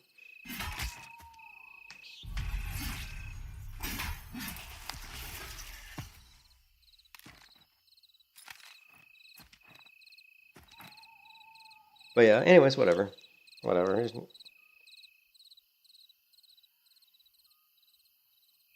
The game is good. I like it. I mean, I can sit here and nitpick, you know, but that doesn't mean I don't like the game. I actually like the game. I think the game's cool. I think the game has a potential to be pretty solid. If they really like increase like the spell animation, not the spell animations, but the combat animations, you know, so that your character was a little bit more dynamic and I would like to see. I don't know. I mean, I was kind of worried about the time in between attacks, but that's kind of gone away because I have this ability here that actually generates wrath. So apparently, my ability, I don't have mana. What I have is wrath. Like I can't like right here. I have 250 wrath. I think some of my abilities, do they require wrath to use them? Oh no, it requires readiness. See, so like. And readiness is gained by taking damage or dealing damage. So yeah, like Darkest Dungeon has a lantern that you hook on your hip, and Black Desert Online I think also has a lantern one before they succumb to the Care Bears and lightened up the nighttime, which I think sucked ass, by the way. They also had a lantern you could use. Darkest Dungeon has the best way to do it, which is you basically have like an oil lantern that you clip to your belt, and so it just hangs by your belt. That way your hands are free to use your sword and your shield.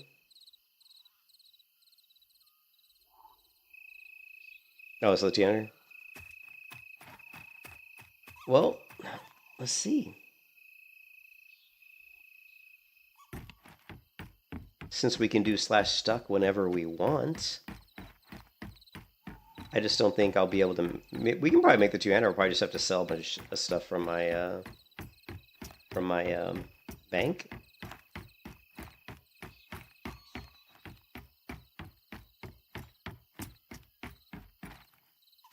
Yeah, the shield. There's no shield abilities. My biggest complaint with most MMOs is they give characters a shield, but they don't give you a shield ability. You should have shield slam, shield block. You know, I mean. I've been trying to play Ely on the private server for days, and I can't get it working on my new computer, which kind of sucks because on my old computer I could get it working. Just to show you guys how amazing shields are in Elion, but well, Warrior, Paladin should have it. So you're telling me I gotta reroll? Oh, we're gonna have to play a Warrior then. Do they have shield slam? I want shield slam. I want shield throw. I want shield block. I want like shield spin. I want like at least 5 different or 6 different shield abilities that have animations specific to those abilities. Because it's just fun. Shield is such an underutilized weapon. Even in Arcage, like in Arcage 1, they had really cool shield abilities on the warrior. You know, shield charge, right? Maybe even like a Clark Griswold circular snow shield slide. We could jump on the ground and slide across. Hey, Legolas did it in Lord of the Rings, remember? He went down the stairs on his shield, or on a shield.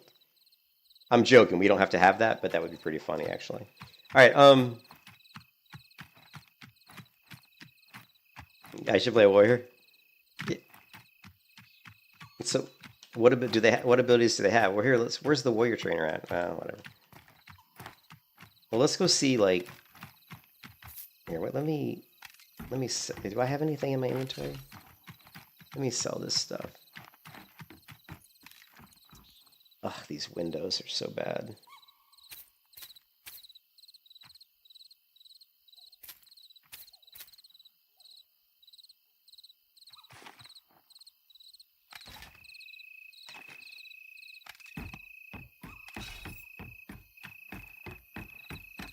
I have 13 silver.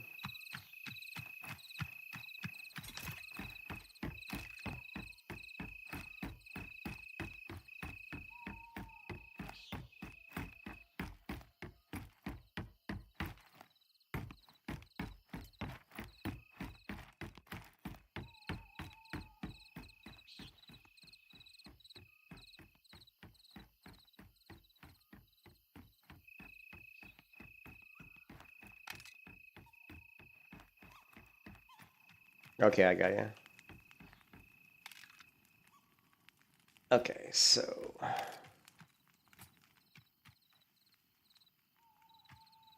I can't even see the... Look, I can't... Whoa. Music just came out of nowhere. I can't see people. Oh my god, that's loud. That music came in really loud. Look at the difference between having a torch equipped. I can see the character's name, the NPC character's name. And then I equip my shield and they're just gone. That's interesting. I don't think I've ever seen an MMO do that for nighttime where the NPC names just kind of disappear.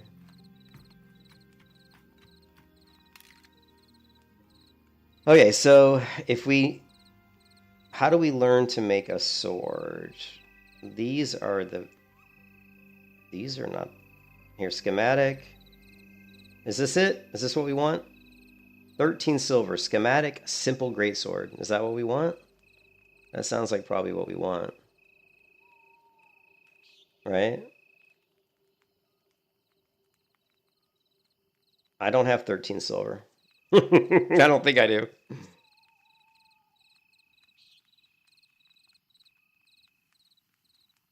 Oh, crude?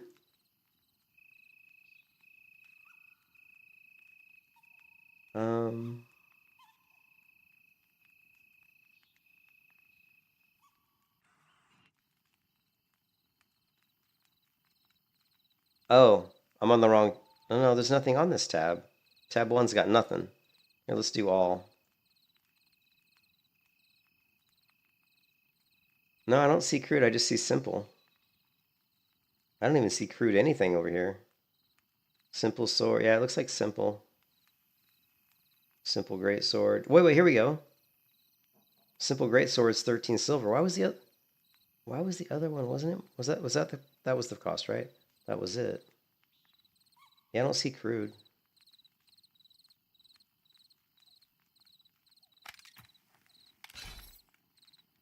I mean, I almost have enough money, but the problem is I probably need more than just that schematic, you know what I mean? I probably need few, because like when I make like an item, a lot of times I have to buy like other schematics, so because there's other components that need to be crafted. I'm sure we can sell some stuff, right? Let's get some of this lumber. Maybe we can make some lumber and then sell the lumber. I think it's worth more once we craft the lumber. What is this? I don't know what we do with coal. We can probably sell the food, but it's probably not worth much.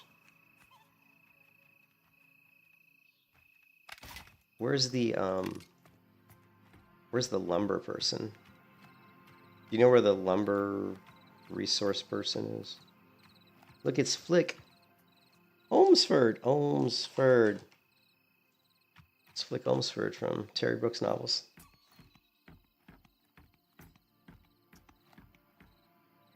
Go right down the bridge. Okay.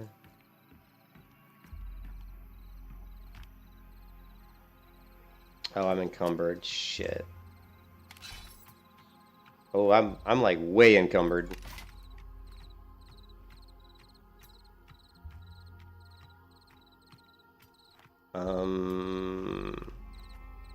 Well, This one? Like down this bridge? It's so hard on the stream delay.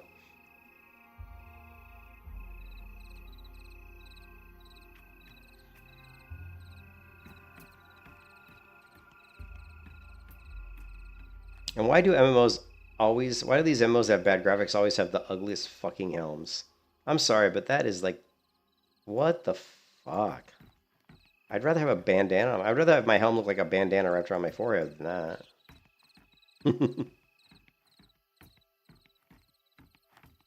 Is it maybe up here? That looks like some sort of tanning. Sewing table.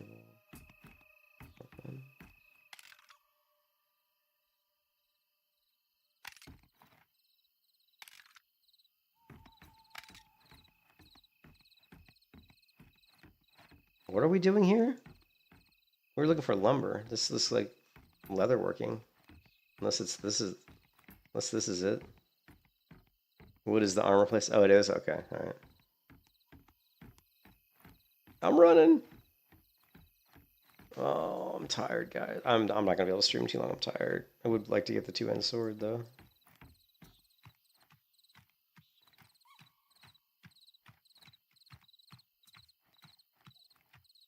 We are exhausted, we are encumbered, and we've got the oath.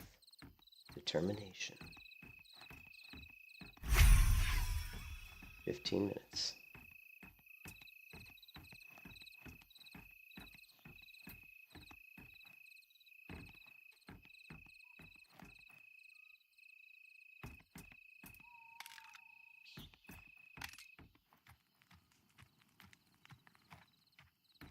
Boy, they really went all out on these textures. Here's a carpenter's workbench, and here's the woodworking bench. Why is it all this? So I don't have any woodworking stuff. I guess I have to buy something? Wood, carpenter. I guess it's a carpenter, maybe? So we have maple logs, so we need to do stuff with maple. Okay, schematic, maple, no. I just want to make something like a plank. Here we go. 4 silver here. Schematic, small, no. Maple lumber here, 1 silver. Let's do that. Maple lumber. Boom. You don't have enough inventory. Is that what it's telling me? Your skill is not high enough? What? This game. This is why I didn't craft a sword. Because I was like, it's easier just to go out and kill stuff and get the money and buy one. I don't know if the crafted one's better than the one you buy. I have no idea. We're running in slow motion. It's the same. Oh, see, yeah, let's just go get some money.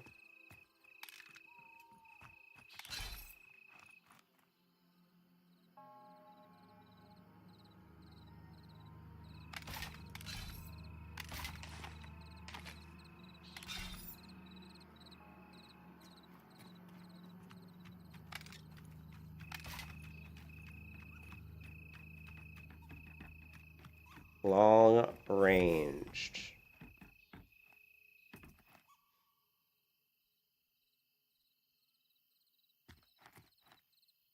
I wonder if I could climb down it. Probably not. I'd probably die if I tried to use my climbing to go down. It's too far down.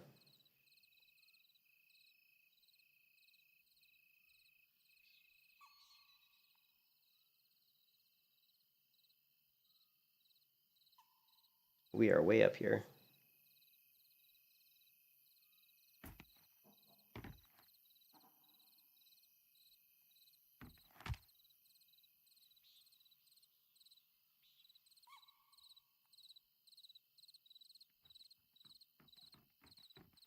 Jump! You can make it! Jump! Oh, you're floating. Girl, you are floating right above me.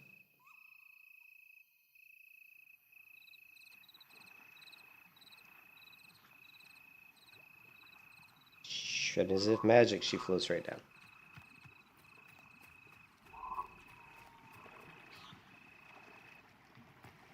Oh, hey, you want to see something? There you go. I found a map that somebody made. Here you go. Here, let's do this. Okay. So this is the map. This is where we're at. So this bridge right here that we're standing on is this little bridge right here. And then you can see there's these little lights. These are all the torches. I always wondered about those torches. So if you follow the torches, it'll take you right to Goblin Ridge. Let's try going to Goblin Ridge because goblins drop money. And money is good.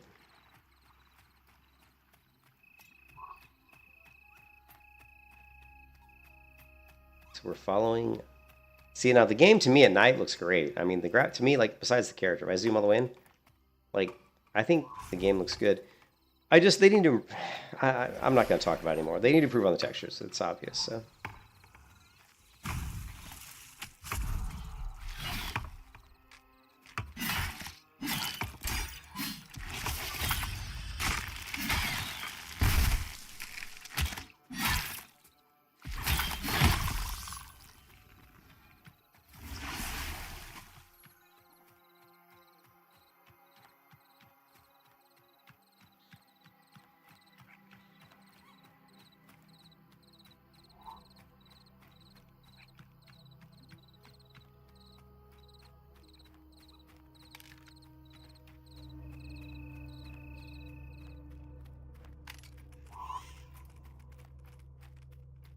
We're following the torches.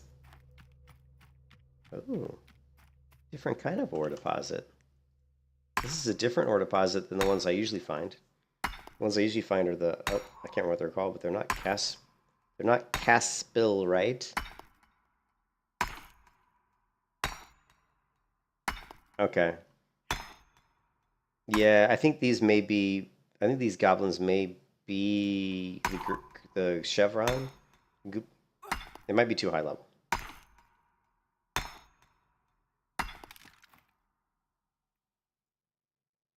Chunk of Casperite ore and shimmering celestium.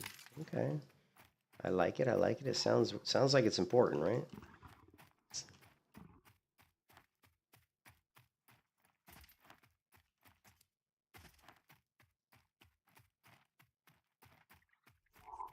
Okay, where'd the torches go? We lost our torches. Torches stop at a certain point. And then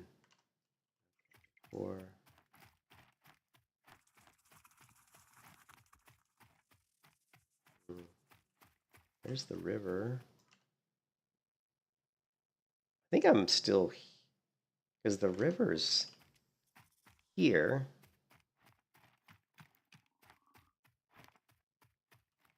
So I'm like still literally, I think, here. Seems like we went a long way to only be here, though. Unless we went, no, we didn't. Yeah. It's kind of hard to navigate this map. Why can't I not interact with this? Weird.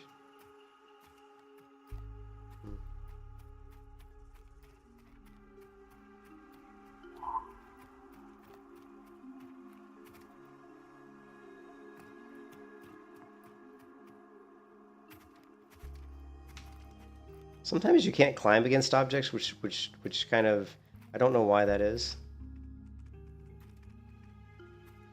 Yeah, I think we are getting into an area that we can't handle solo.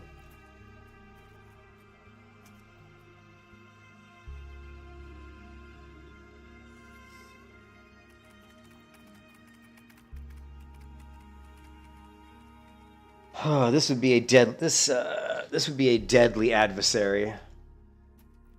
Okay, we can't go this way. Grunts are okay. I can't kill those. I can't kill the Gleam Glider. It says it would be a deadly adversary.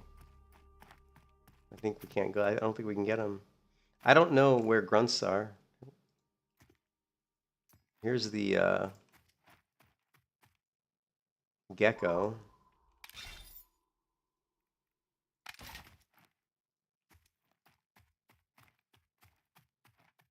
Oh, the gliders won't aggro? Okay.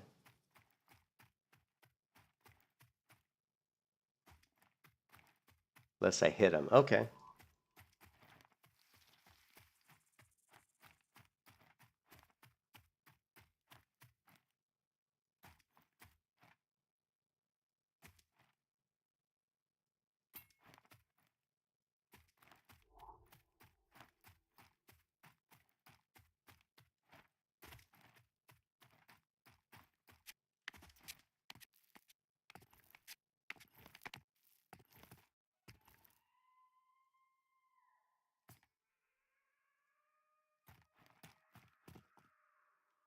Yeah, it says they are indifferent to my presence.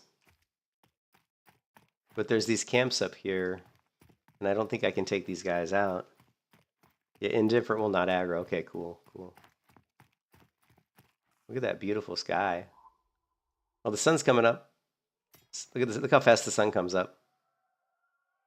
It comes up quick. Look at that. The day-night transition, when it does happen, is very, very fast. Okay, so here's the guys that I don't think I can fight.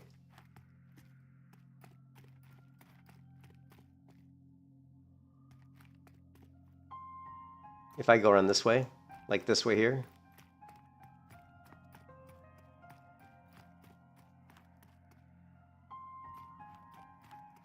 Here. Oh, the runts. Oh yeah, the runts. We can kill the runts. Here we go. The runts are good because they're money. They'll give me money.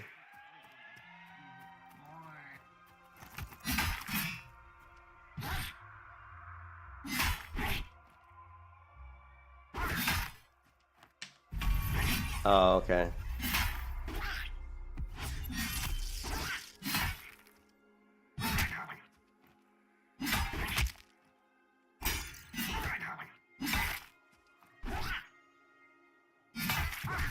Will they aggro to me?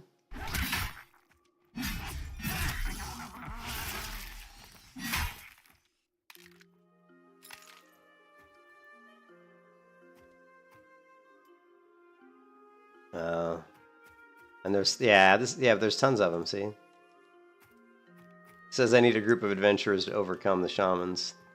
All right, this sounds like a bad spot then. If I was maybe arranged, I could pull. Yeah, if I was a ranger and I could shoot at a distance, like even this one's got a chevron, the scout would kill me.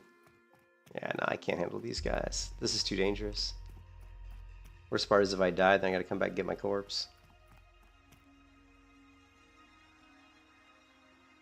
This fight would be dangerous and punishing against the Gleam Glider.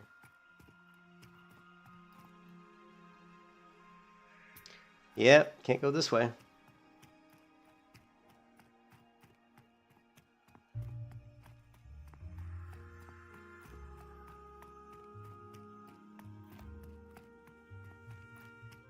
Me and my ugly helmet. I wonder if I run and jump if I could make this. What do you think? Kind of thinking... And it would be close. But only if my character would grab the ledge, and she probably won't.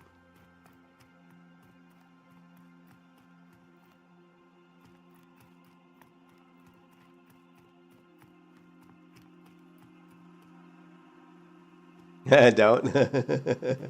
Oh, I want to try. There's the Master.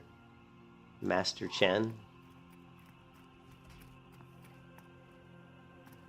Let's see if she grab. I'm just curious. Let's see. Well, I'm curious if she'll grab this edge. I don't think I would die from this drop. I might, though.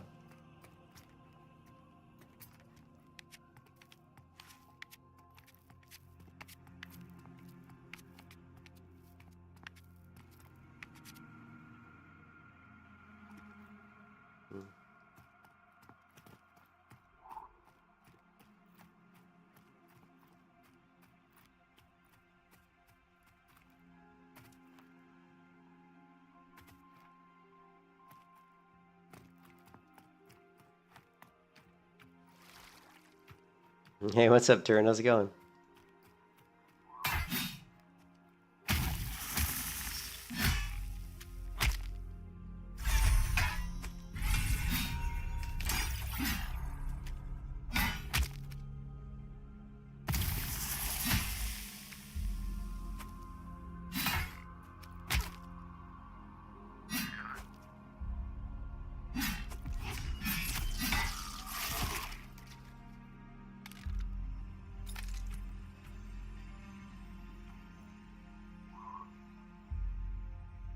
Isn't it cast sprite ore deposit?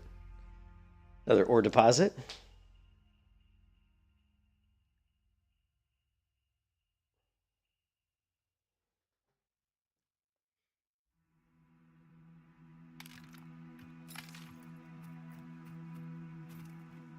This is the one that I don't think we could mine before, but I think it was somebody just mined it recently, maybe.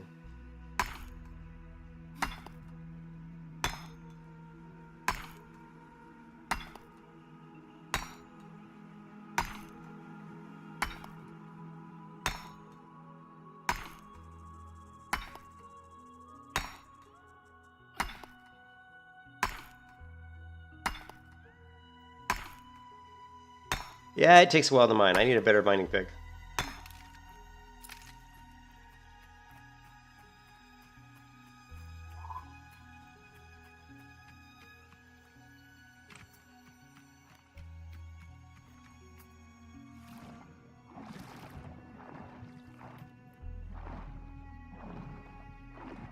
This shield would probably be pretty useful in when swimming, you know what I mean? You can just really pull some water with that shield.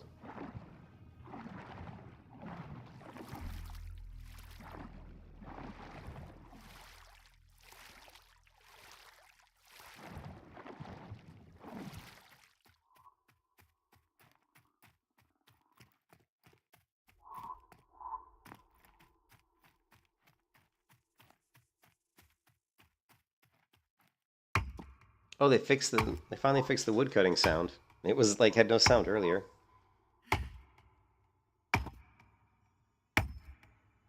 Yeah, definitely. Soggy bridges.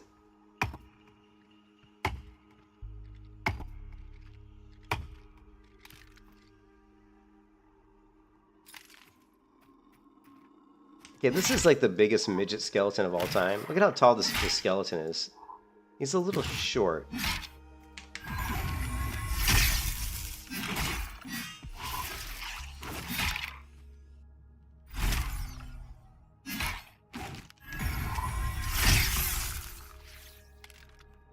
Just like World of Warcraft, I am better against undead than other mobs.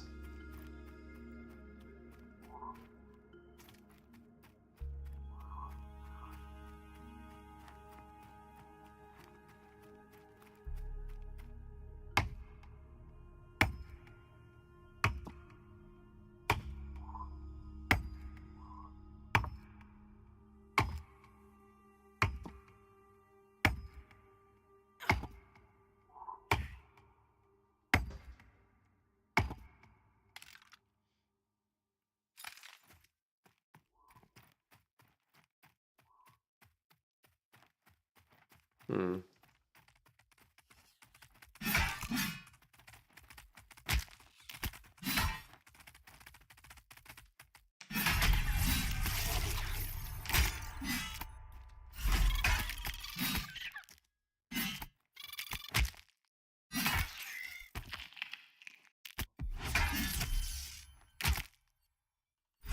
Taunt. I'm gonna taunt him. Right. Bring in the deeps.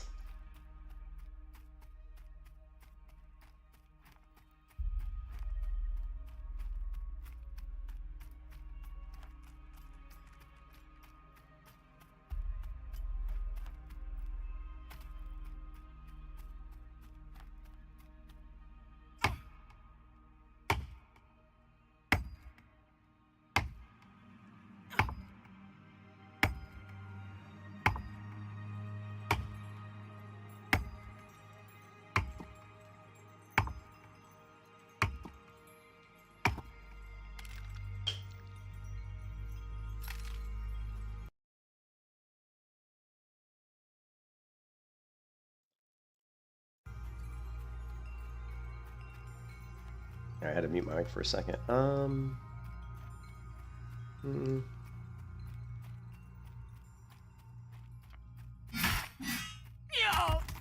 Oh, he threw a rock at me. You bastard.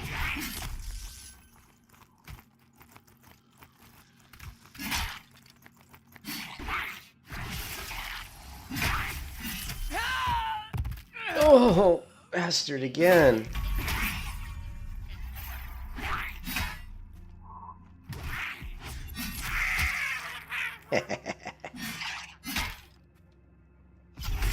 And I hit the wrong keybind again. Damn it. Damn it. You thought it was Death Touch? I keep hitting my lay on hands by accident.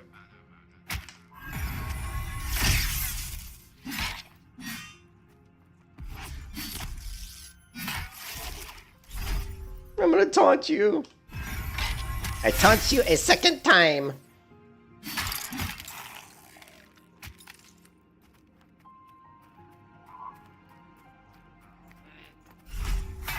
I will taunt you too.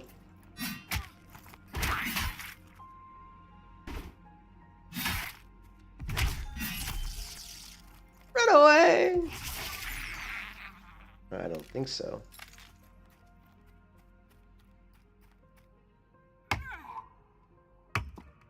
Yeah, definitely some overactors, right? Some overacting.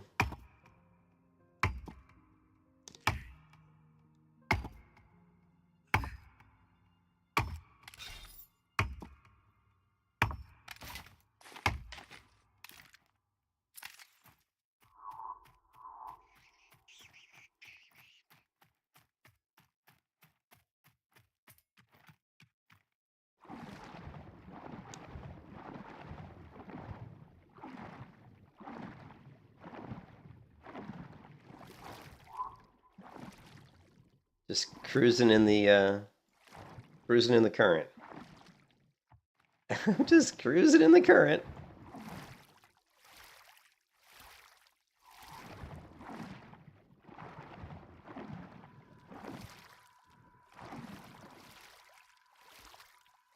Wait a minute, what was that?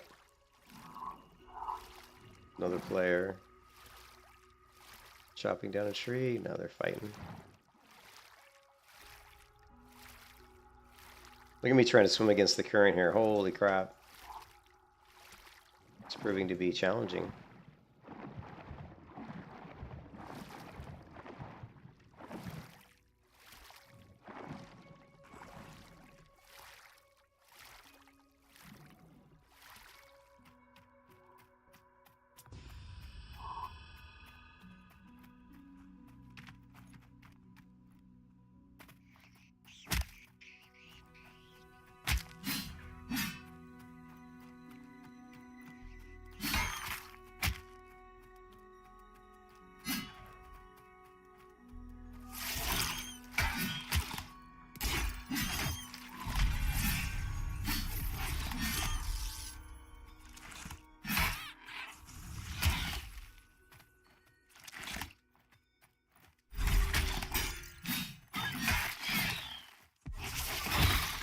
Oh, Biff.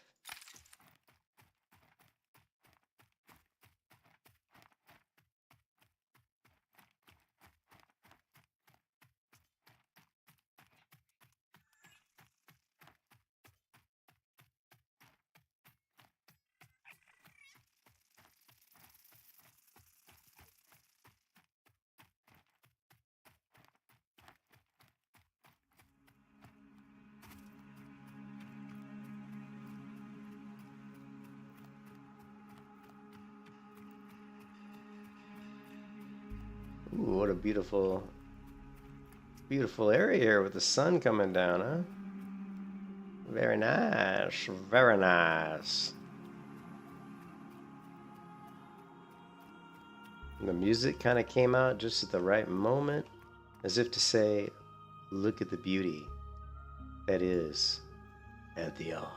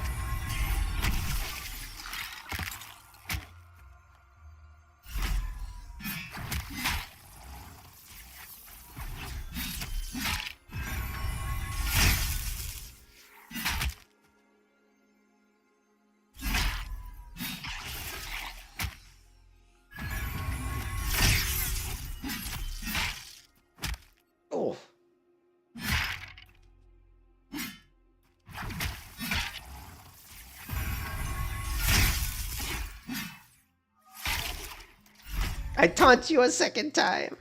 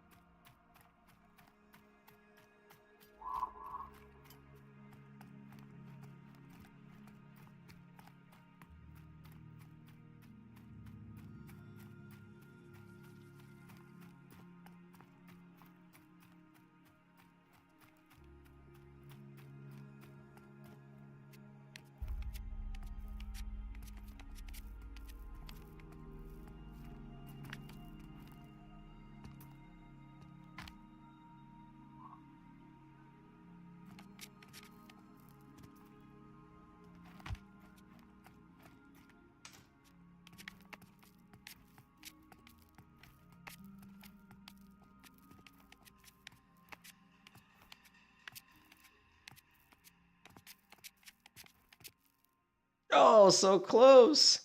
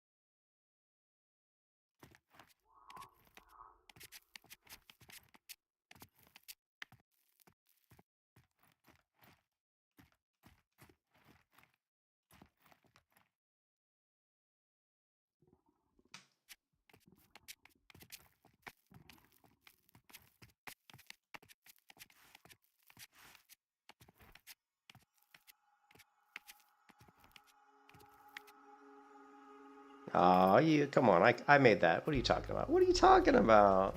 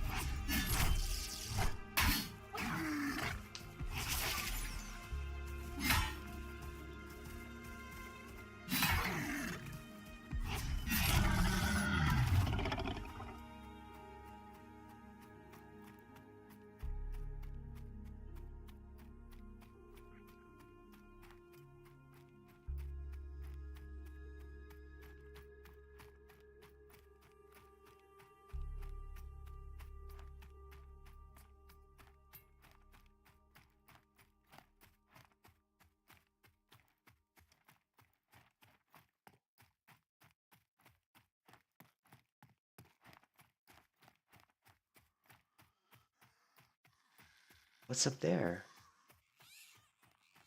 What is this? What's this? What's this? There's magic everywhere.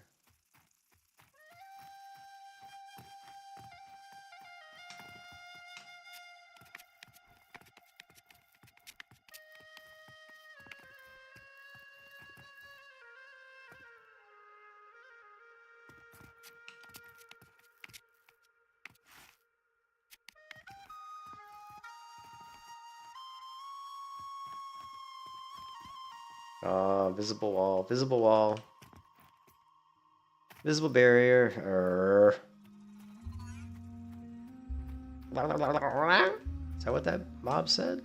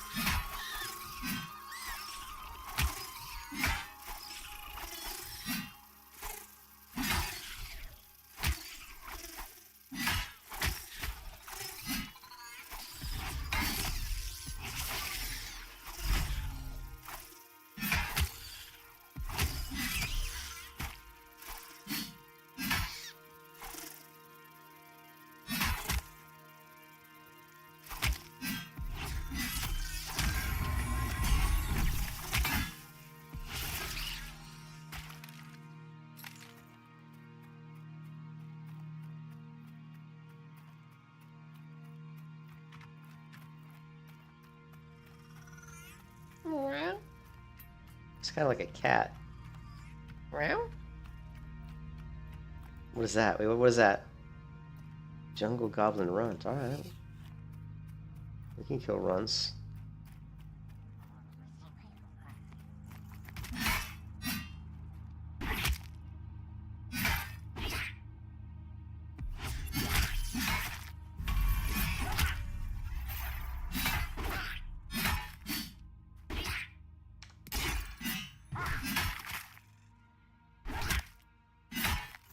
You have tried every class level 8 but monk. I couldn't do a class that just punches people. I just can't do. I can't play a class that just goes around punching people. I need a weapon, man. I want to sit somebody with a sword. Unless they have really good sound effects and knockdowns and stuff, then it could be fun. But I want to play the. I'm going to play the warrior now, though, Kenny. After you told me that they actually can use their shield.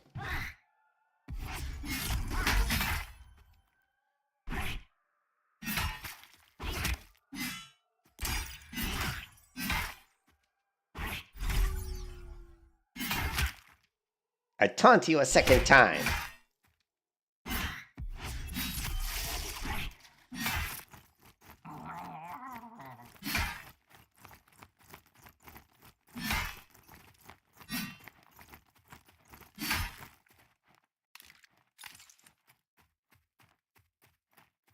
You get class-specific weapons on monk. Okay.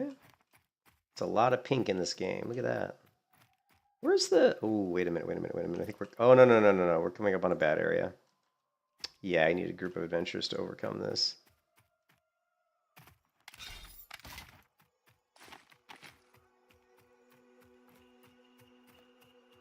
How are we doing on money?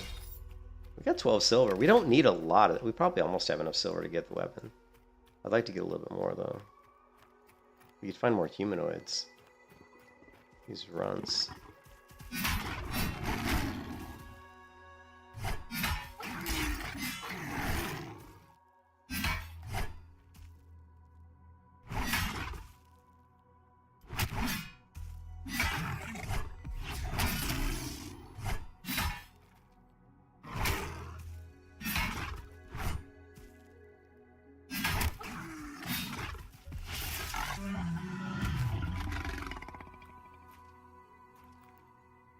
Where does so much damage? That's insane. But a warrior probably doesn't have any sustain, right? My paladin has crazy sustain. I can self heals, and I've got multiple ways to heal myself, which I like. I like playing classes that are more tanky, so I just don't I just wish I could do more with my shield, you know?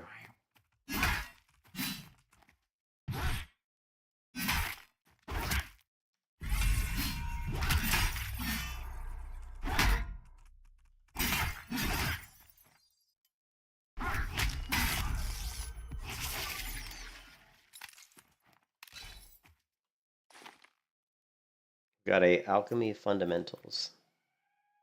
Okay.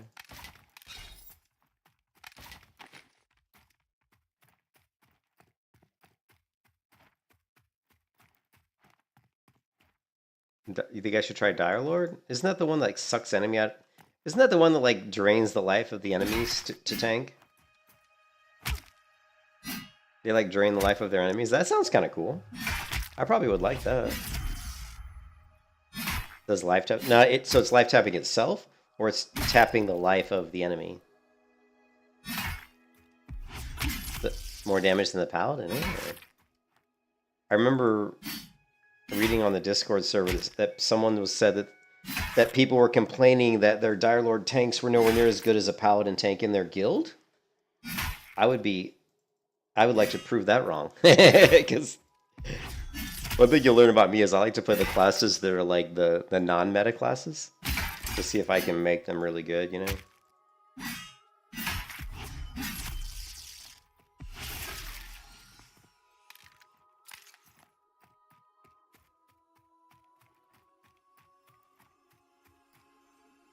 Yeah, well, there was someone on the Discord who straight up said that Dire Lord tank was not nowhere near as good as their Paladin tank, and that the Dire Lord tank was like straight up awful.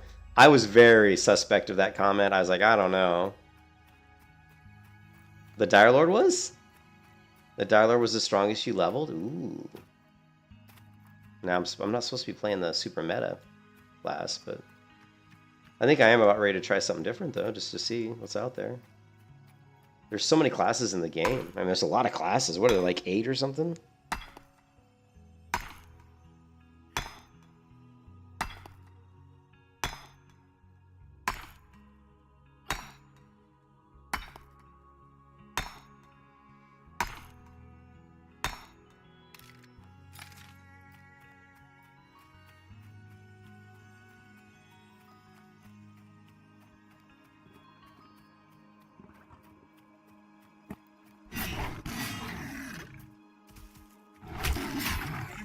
Yeah.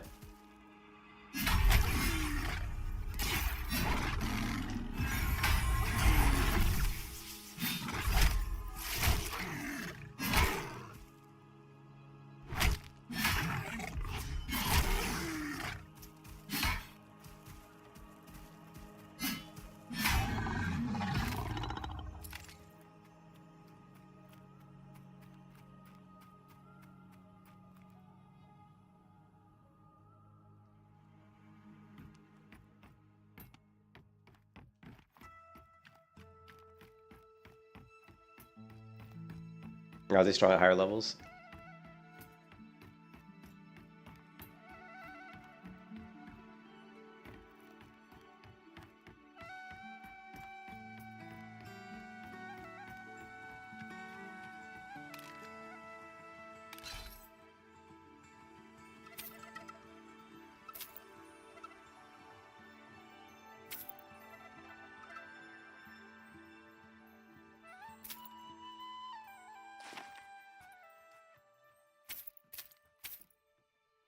Hatched cloth shoes. Okay, we don't need those.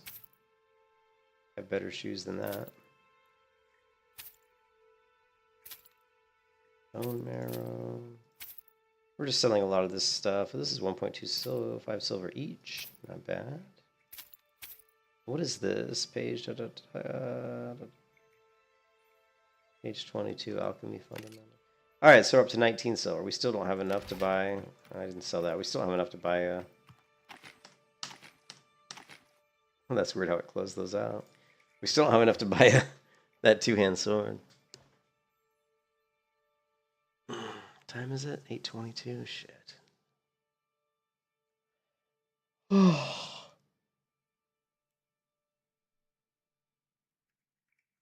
This has been a nice diversion from WoW. I kind of had played WoW so much I was really burned out on World of Warcraft, on vanilla World of Warcraft. I did hardcore World of Warcraft, and I found that to really not be challenging enough. I had like level 52 Hunter, 32 Paladin. I leveled up 3 warriors in gray gear only in hardcore to like 1 to like 17, 1 to like 20, 1 to like 10. Didn't die on any of those. And I just was kind of getting burned out. I was like, need something new.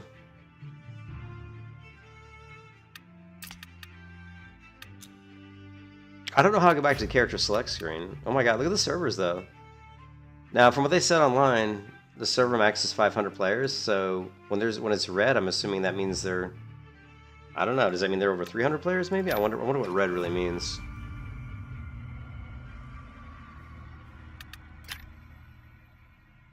All right, so we've got Halfling can be a Dire Lord. So what about Halfling Dire Lord? What do you think, Halfling Dire Lord? The Dire Lord is considered a myth by most. In the oral... Don't know, my server's hardly ever read. Really?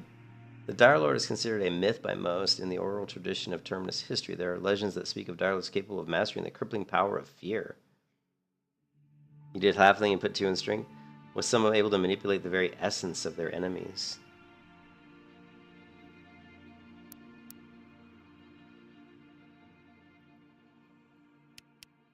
Well, what does Dire Lord do? Kellogg. It sounds like Gulag. Mad Max Beyond Thunderdome. So, what are the abilities of the Dire Lord? Like, what kind of do they do magical damage? I mean, why would you need strength if you're doing magical damage?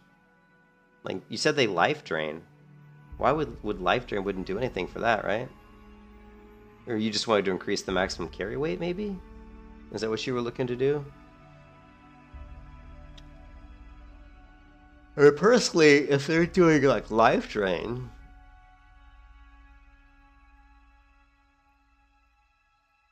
both, and 2-hand damage. Okay.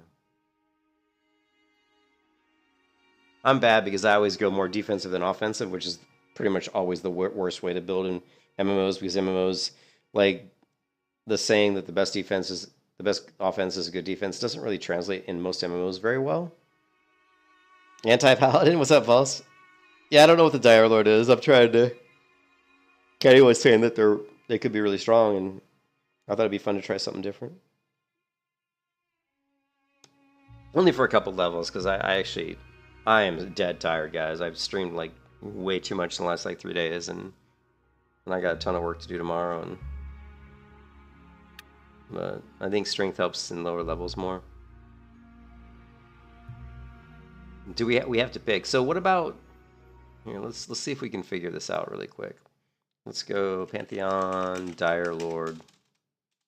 Dire Lord. Let's just go stat priority. See if there's any information.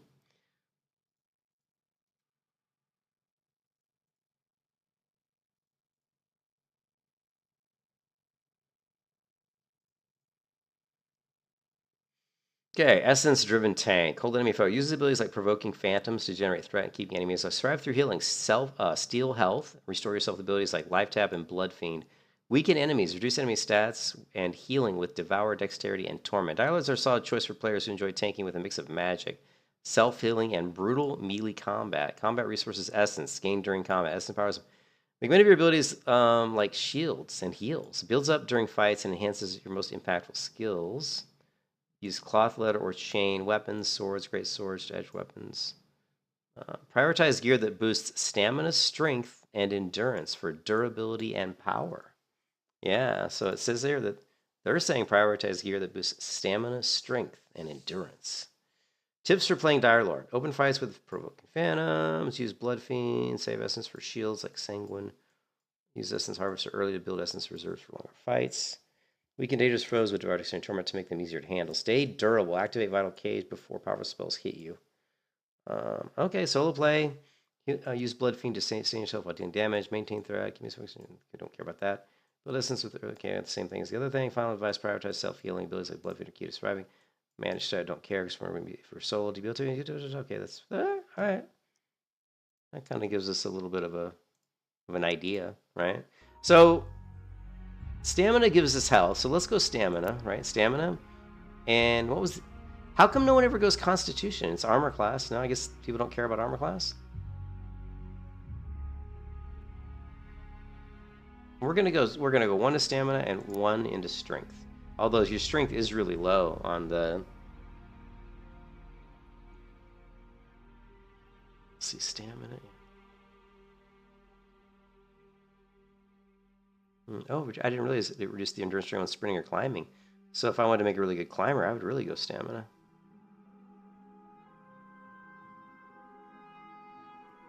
Yeah, I can see why you...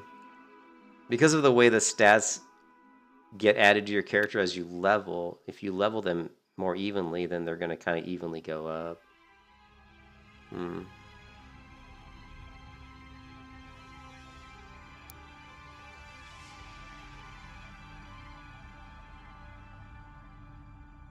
Yeah, I think you're right. I'm going to go 2 on strength. I think that's probably, at the beginning, it's probably not a bad idea.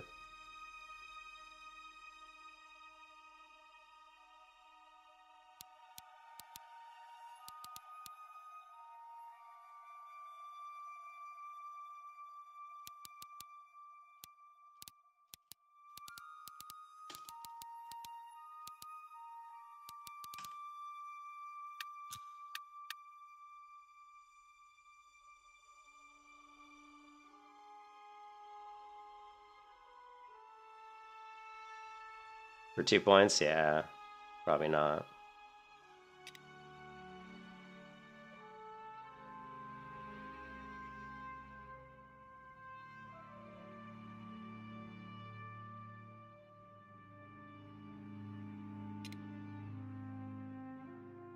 They have so few options in this game, you know.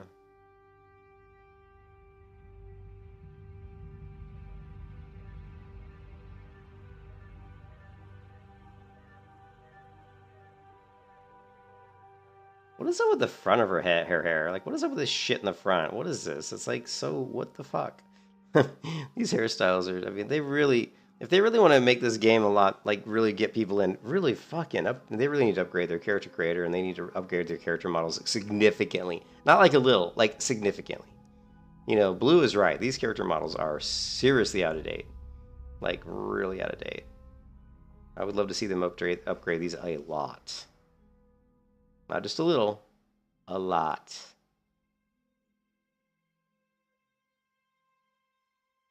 You can't rotate the screen.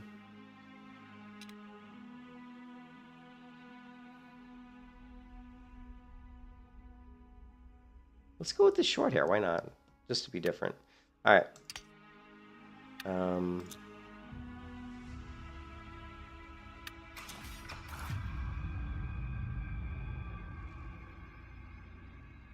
Yeah, I haven't seen too many halflings with the short hair, so why not? Ah.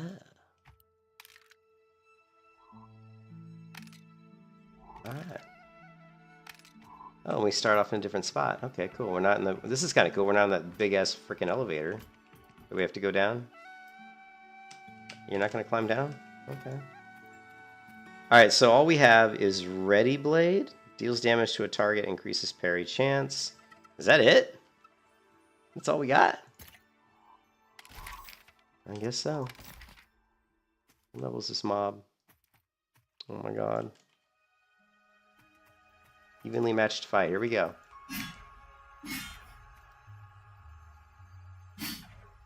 Okay, evade.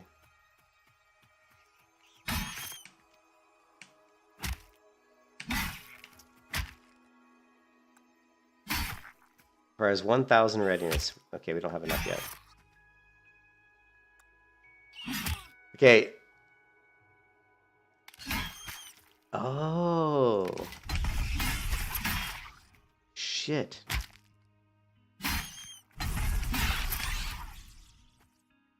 You know, I think they did that on my other character too, Kenny. I think I leveled my other character like level 3 before I realized that they put these in my inventory. You know, on my other character. I was like leveling up through 1 through 2, like 1, 2, and maybe even 3 with 1 ability. I will say that the icon here is really... Yeah, I will say that this icon is, it doesn't, like, it's not as easy to discern when it turns yellow. So what we're going to do is we're going to scale it up to make it a little bit easier to see.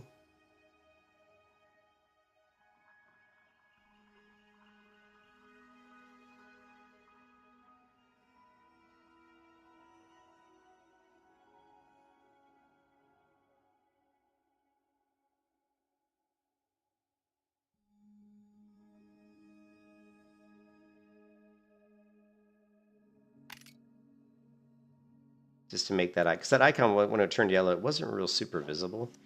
So I'm just going to scale that up. I think it'll be, we'll see. So did I, okay, so we learned some abilities, right?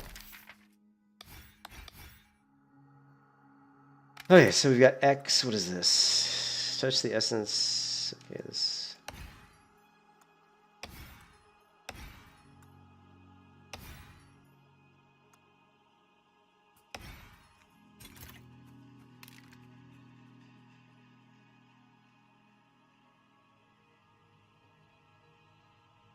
And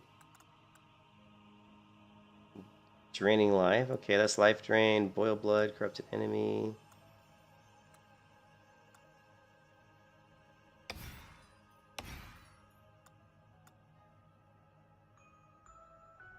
Okay, apparitions. Is it a cast? No, it's instant. 1 second cast.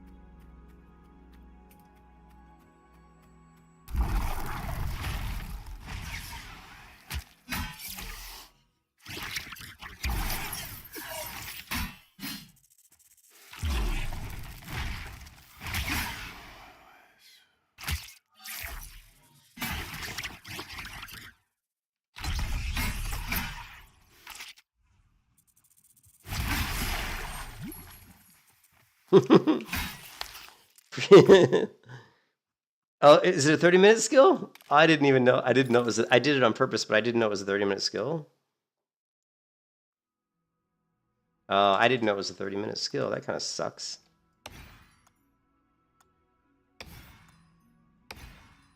All right, so it's going to be like our... Okay, all right. I thought it was something we could use all the time.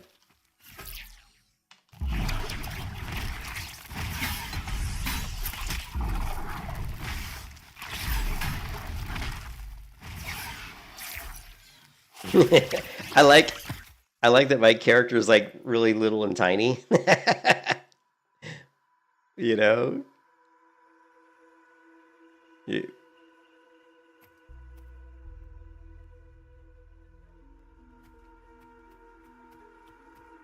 She's this little badass little guy. Hey, Antonio, what's up? Not really. Well, it's kind of more like a death knight, sort of. I would think it's more like a death knight. We got blood boil, we got some life drain. It feels more like a death knight than a paladin. Blood boil. We throw some apparitions on him. I hit him with my axe. Hit him with another.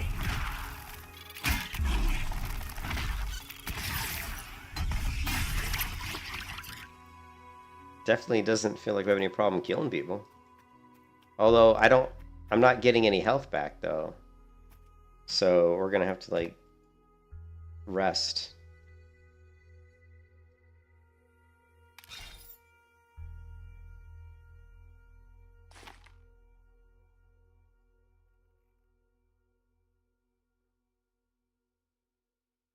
Yeah, this is the Dire Lord. Oh yeah, I didn't change the. I didn't change the stream. Let me change the stream title because we switched from Paladin. I'm gonna say the Paladin and Dire Lord. I'll change the stream description. So to say that we're covering both of these guys. Stream description updated.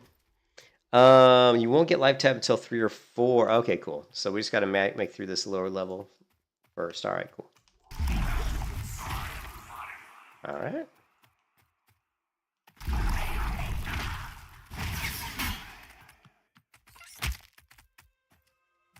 my god, I got nothing. Blood boil.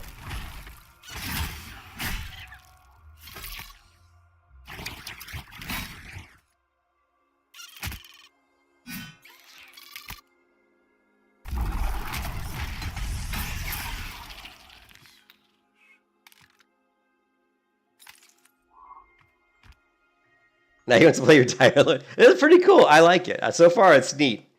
The spell sounds are really neat. I also like the character model better than the elf. I feel like she just feels a little more... There's just something about the character model I like better. I don't know what it is. Maybe because, I don't know, maybe because she's smaller? I don't know. Can't put my finger on it, but... I don't think we want to take on the skeleton. This would be an evenly matched fight. Ooh. Let's try the skeleton. We'll see if I can do it.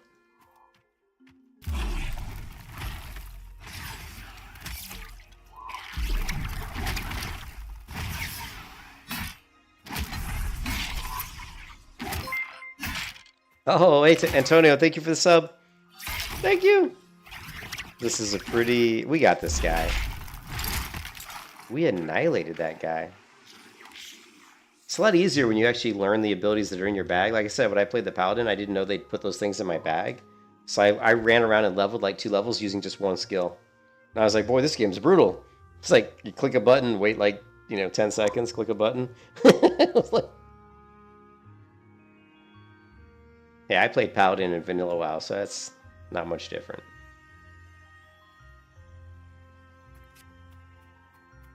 Ooh, this guy might be tough. This opponent would pose a great challenge to you. That's alright, we got this guy.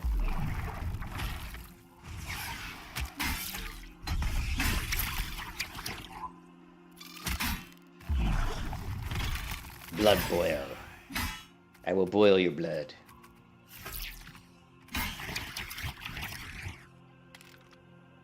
I like the sound effects of the combat spells so far on the Dire Lord more than I like them on the Paladin.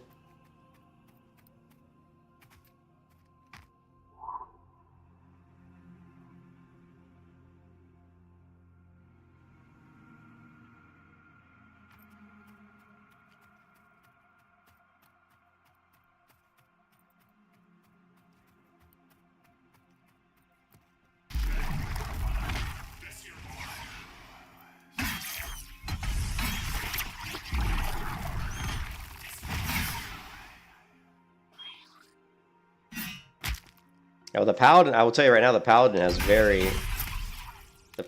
very good self-sustain as well. So I'm sure any tanking class is probably going to be one of the better ones for for solo play.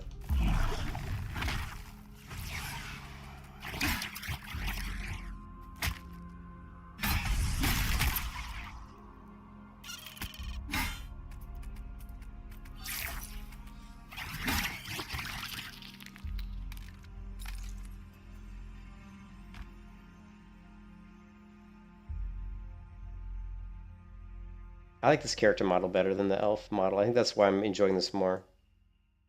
Her face is a little wonky, but her body seems a little bit better proportioned than the elf. For whatever reason. You think Summoner is probably the best?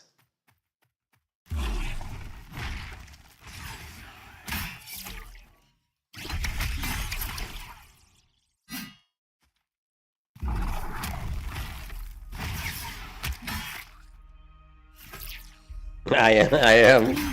If it doesn't look good, man, we're playing the wrong character, man. It's like Andre Agassi, baby. Image is everything.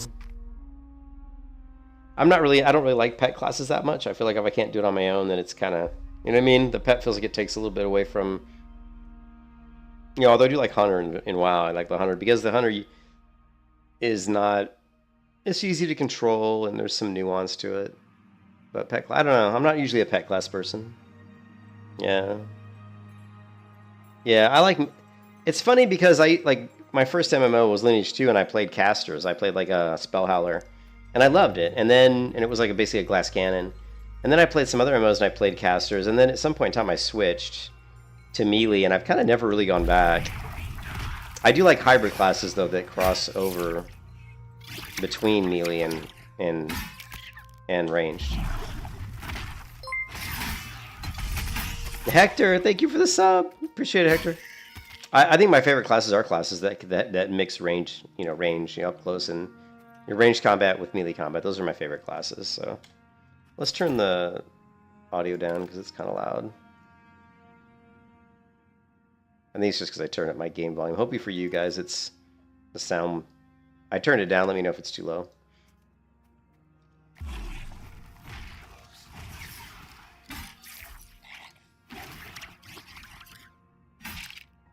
Yeah, Rift is really good, though. Rift, one of my, I think, truly underrated MMO when it first came out.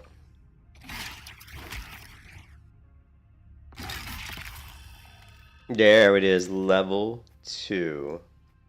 Level 2.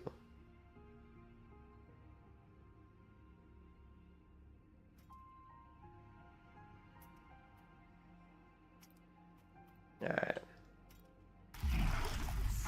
Thanks. Thank you.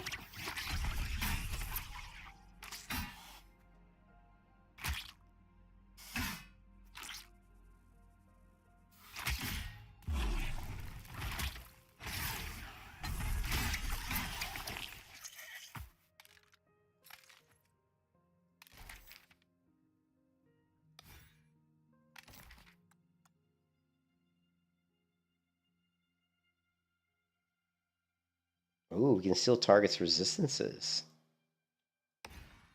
Interesting. Interesting. I like it.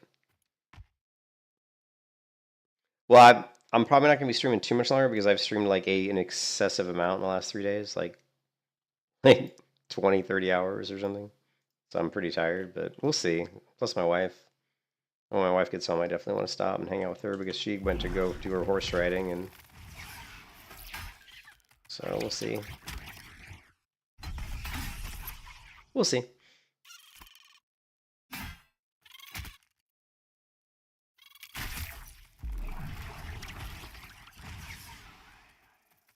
Is it damage over time? Yeah.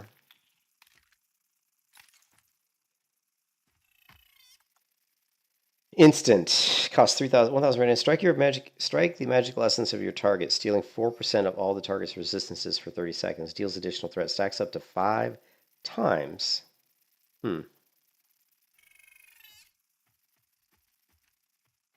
This opponent is formidable, but you would have the upper hand. That's all I need to know.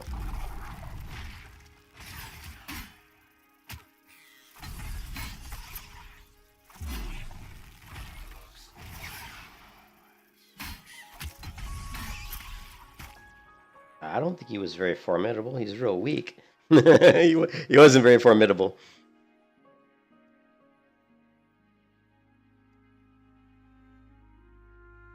Okay, I think we can scale this back down. I'm used to it now, so.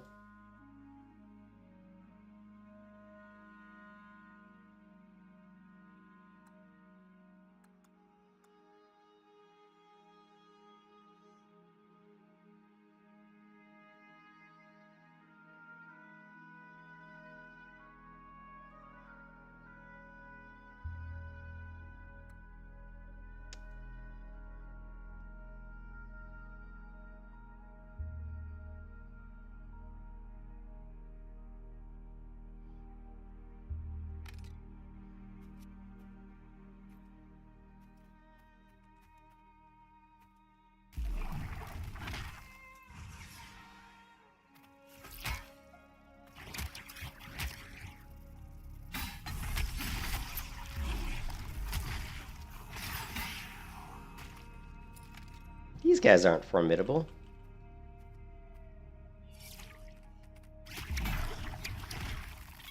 This is better at killing than... Yeah, definitely. So far, way better than a Paladin. It's like...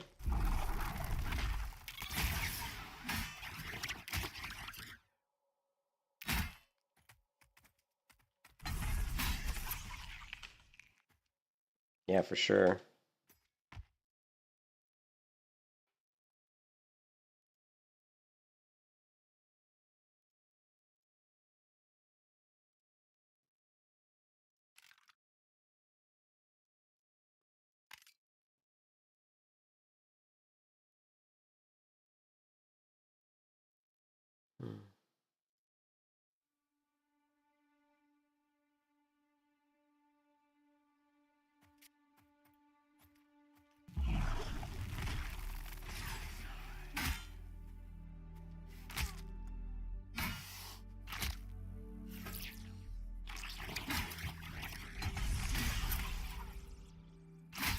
Let's try. We need to do Arcane Terror first. Next day.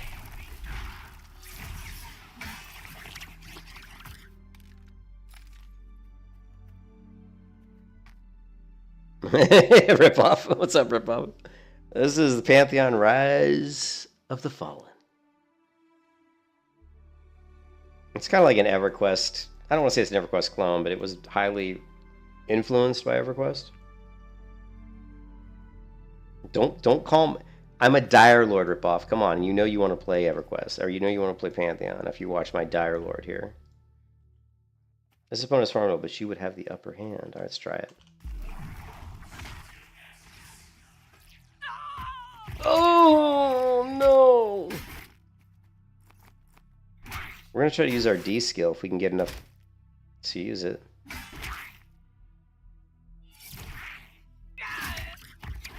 Oh no! Okay, we can't wait for D. Oh yeah, you're going down, buddy. It looks like made 1953. This is made by Visionary Realms. One of the guys who worked on EverQuest, Bradley McQuaid, and a few other people started Visionary Realms to make this game. And then Bradley McQuaid died. I don't know if he committed suicide or was a drug overdose. It was one of those two things. But he's no longer around, and so now it's run. You know, the other people are working on finishing it. It's a good game. It's actually pretty good. It's just it's not the kind of game that Ripoff would like. It's not action packed. It's more grindy and slow paced. It's more like group based. You know, more group based. On the game, I donated to this the Kickstarter over the last I don't know. I donated money years ago to it, and that's why I'm able to play it Ripoff, because I donated money to the Kickstarter. So I didn't pay anything for it. I didn't have to go to Steam and buy this. I just downloaded it because I'm a backer. It's a game that when you get to higher levels, they kind of encourage you to play as in a group because the content gets very challenging. You know, like I'm having to rest between pools. Yeah, no maps. If you die, you lose some experience. Pretty good amount, like 10% of your experience at least. And then you lose, you drop your gear or your bags. If you have bags, if I die, all this stuff I'll drop it on my corpse. So then I got to run back to my corpse to get my stuff back, which can sometimes be hard. If you died in an area that's got a lot of really high level mobs, it can be really challenging to even get your corpse back.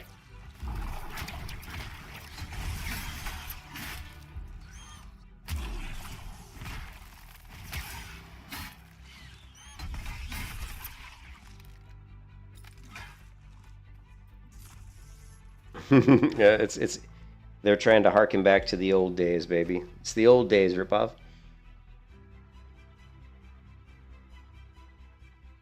And the sun's going down, and when the sun goes down, it happens very quickly.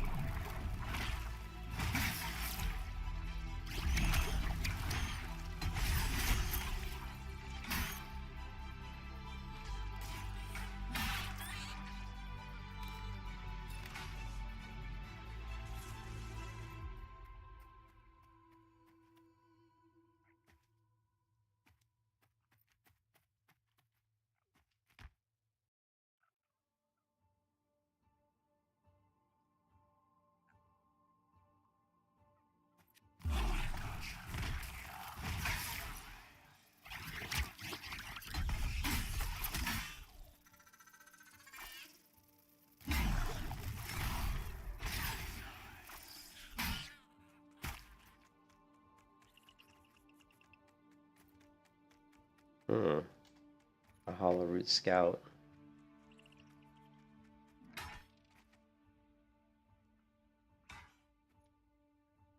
Yeah, I'm not. I mean, the corpse run. I hated it at first, but it actually was kind of fun trying to get my corpse back. But I mean, yeah, the corpse run thing is a little annoying. I'm not gonna lie.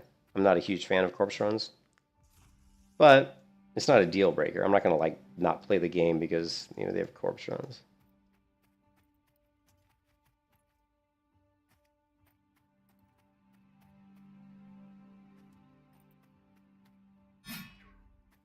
Evade.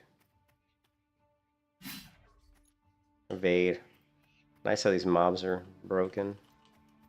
This guy should.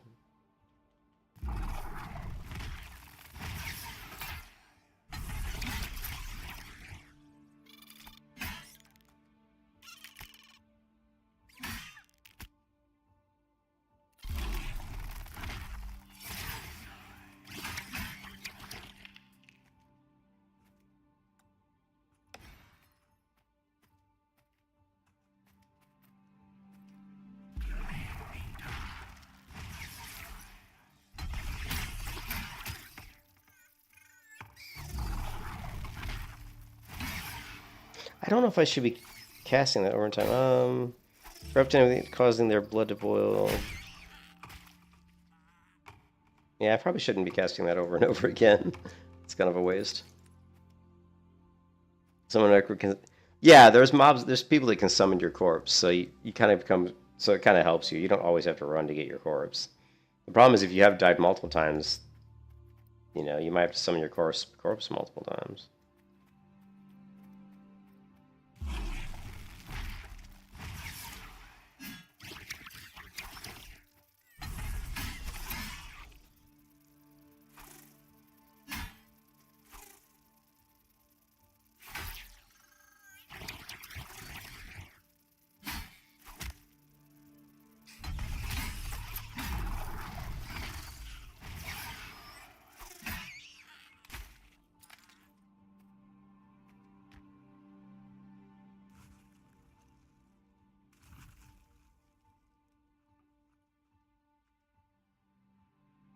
Yeah, I like it. So far, I like the class.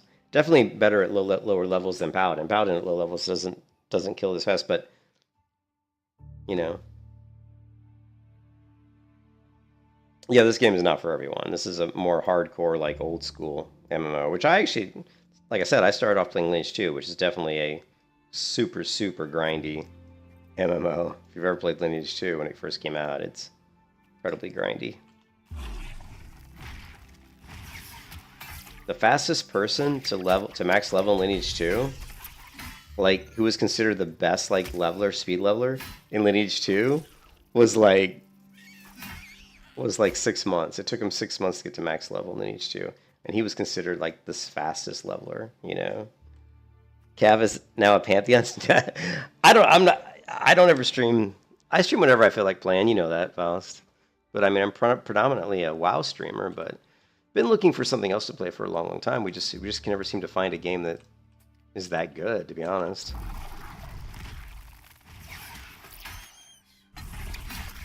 I really think this game would be fun at high levels in a group. So I'm hoping to get like a guild where we can do like high level grouping, which would be, I think that would be really cool. Yeah, it's fresh. And there's a lot of classes. I mean, there's a lot of classes in this game.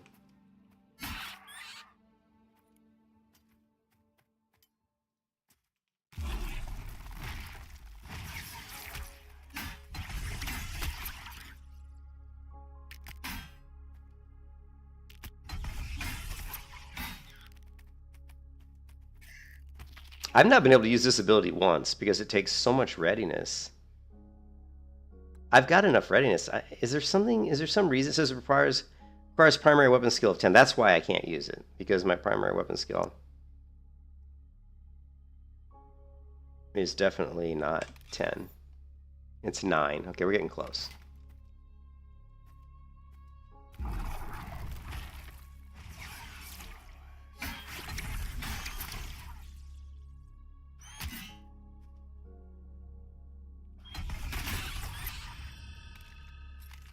Level 3.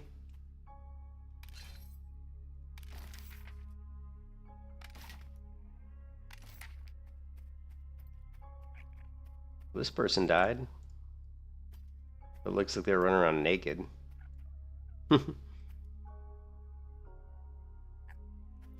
Gotcha. I just want to try out, see what it looks like. I don't even know what it looks like. Gotta see what the animation looks like.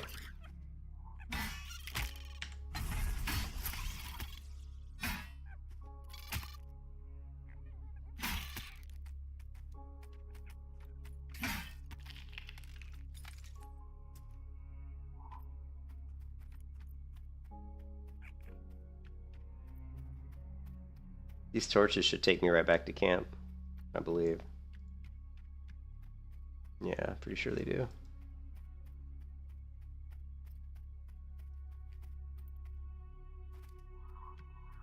Alright, well my wife's home, so I'm going to stop the stream here, guys, because I want to hang out with her a little bit.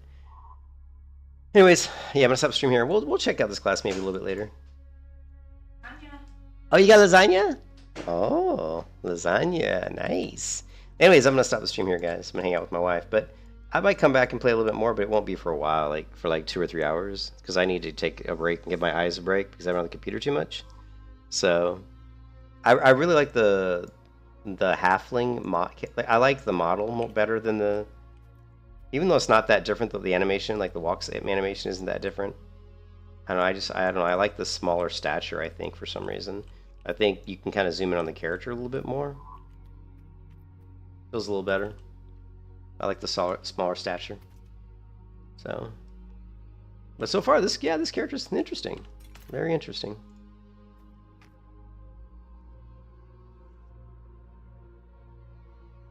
I like the game. I think, man, I just really need to get into a guild. I applied for a guild on the Discord server, but no one ever messaged me. Make one on Haven Song if you want to try a semi-twink. What do you? Hey Philip, how you doing? What do you mean semi-twink? Is that another server? Haven Song?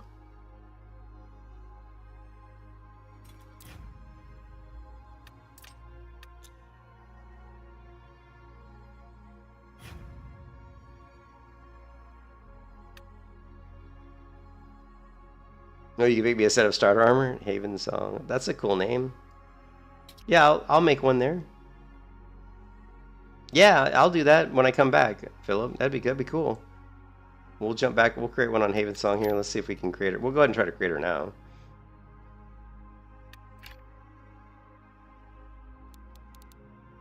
Same name. Halfling. Dire Lord.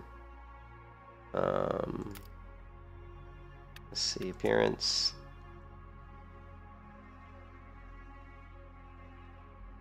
What hair color did I go with? I can't even remember. I think I went with this one.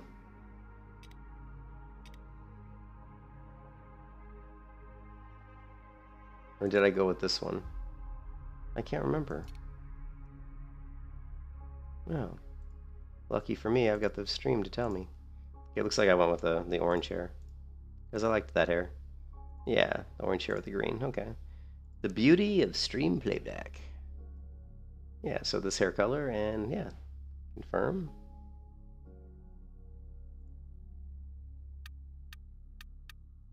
What is it wanting me to do? Oh, I gotta apply our stats? Create. There we go. You grouped at the moment? You'll set it up for tomorrow? Okay, that's cool. That's cool. Does it really matter? Wait, does it wait. Does it matter which Haven Song I go to? I thought they were just channels. Like, I thought they were just channels. Is there a difference? You know what I mean? Like, if I go on Haven Song 0 and he's on 1, they're shot. Oh, so I have to go on the exact same one. Well, which one are you on then? Shit.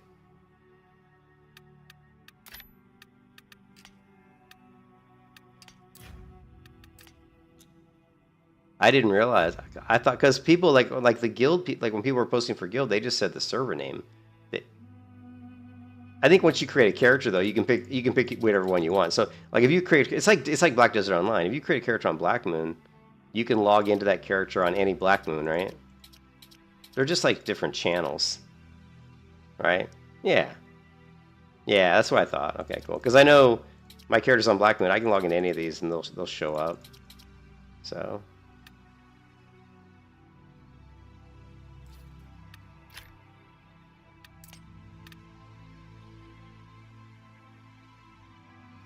Yeah, they're just like instances.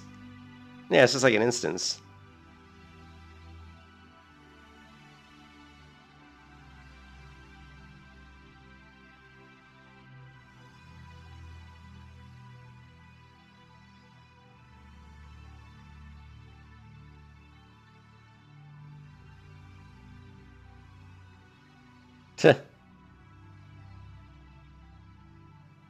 Pantheon, Rise of the Fallen, as described. All right, I'll catch you guys. I gotta go. I'll catch you guys later. Peace out. See you later.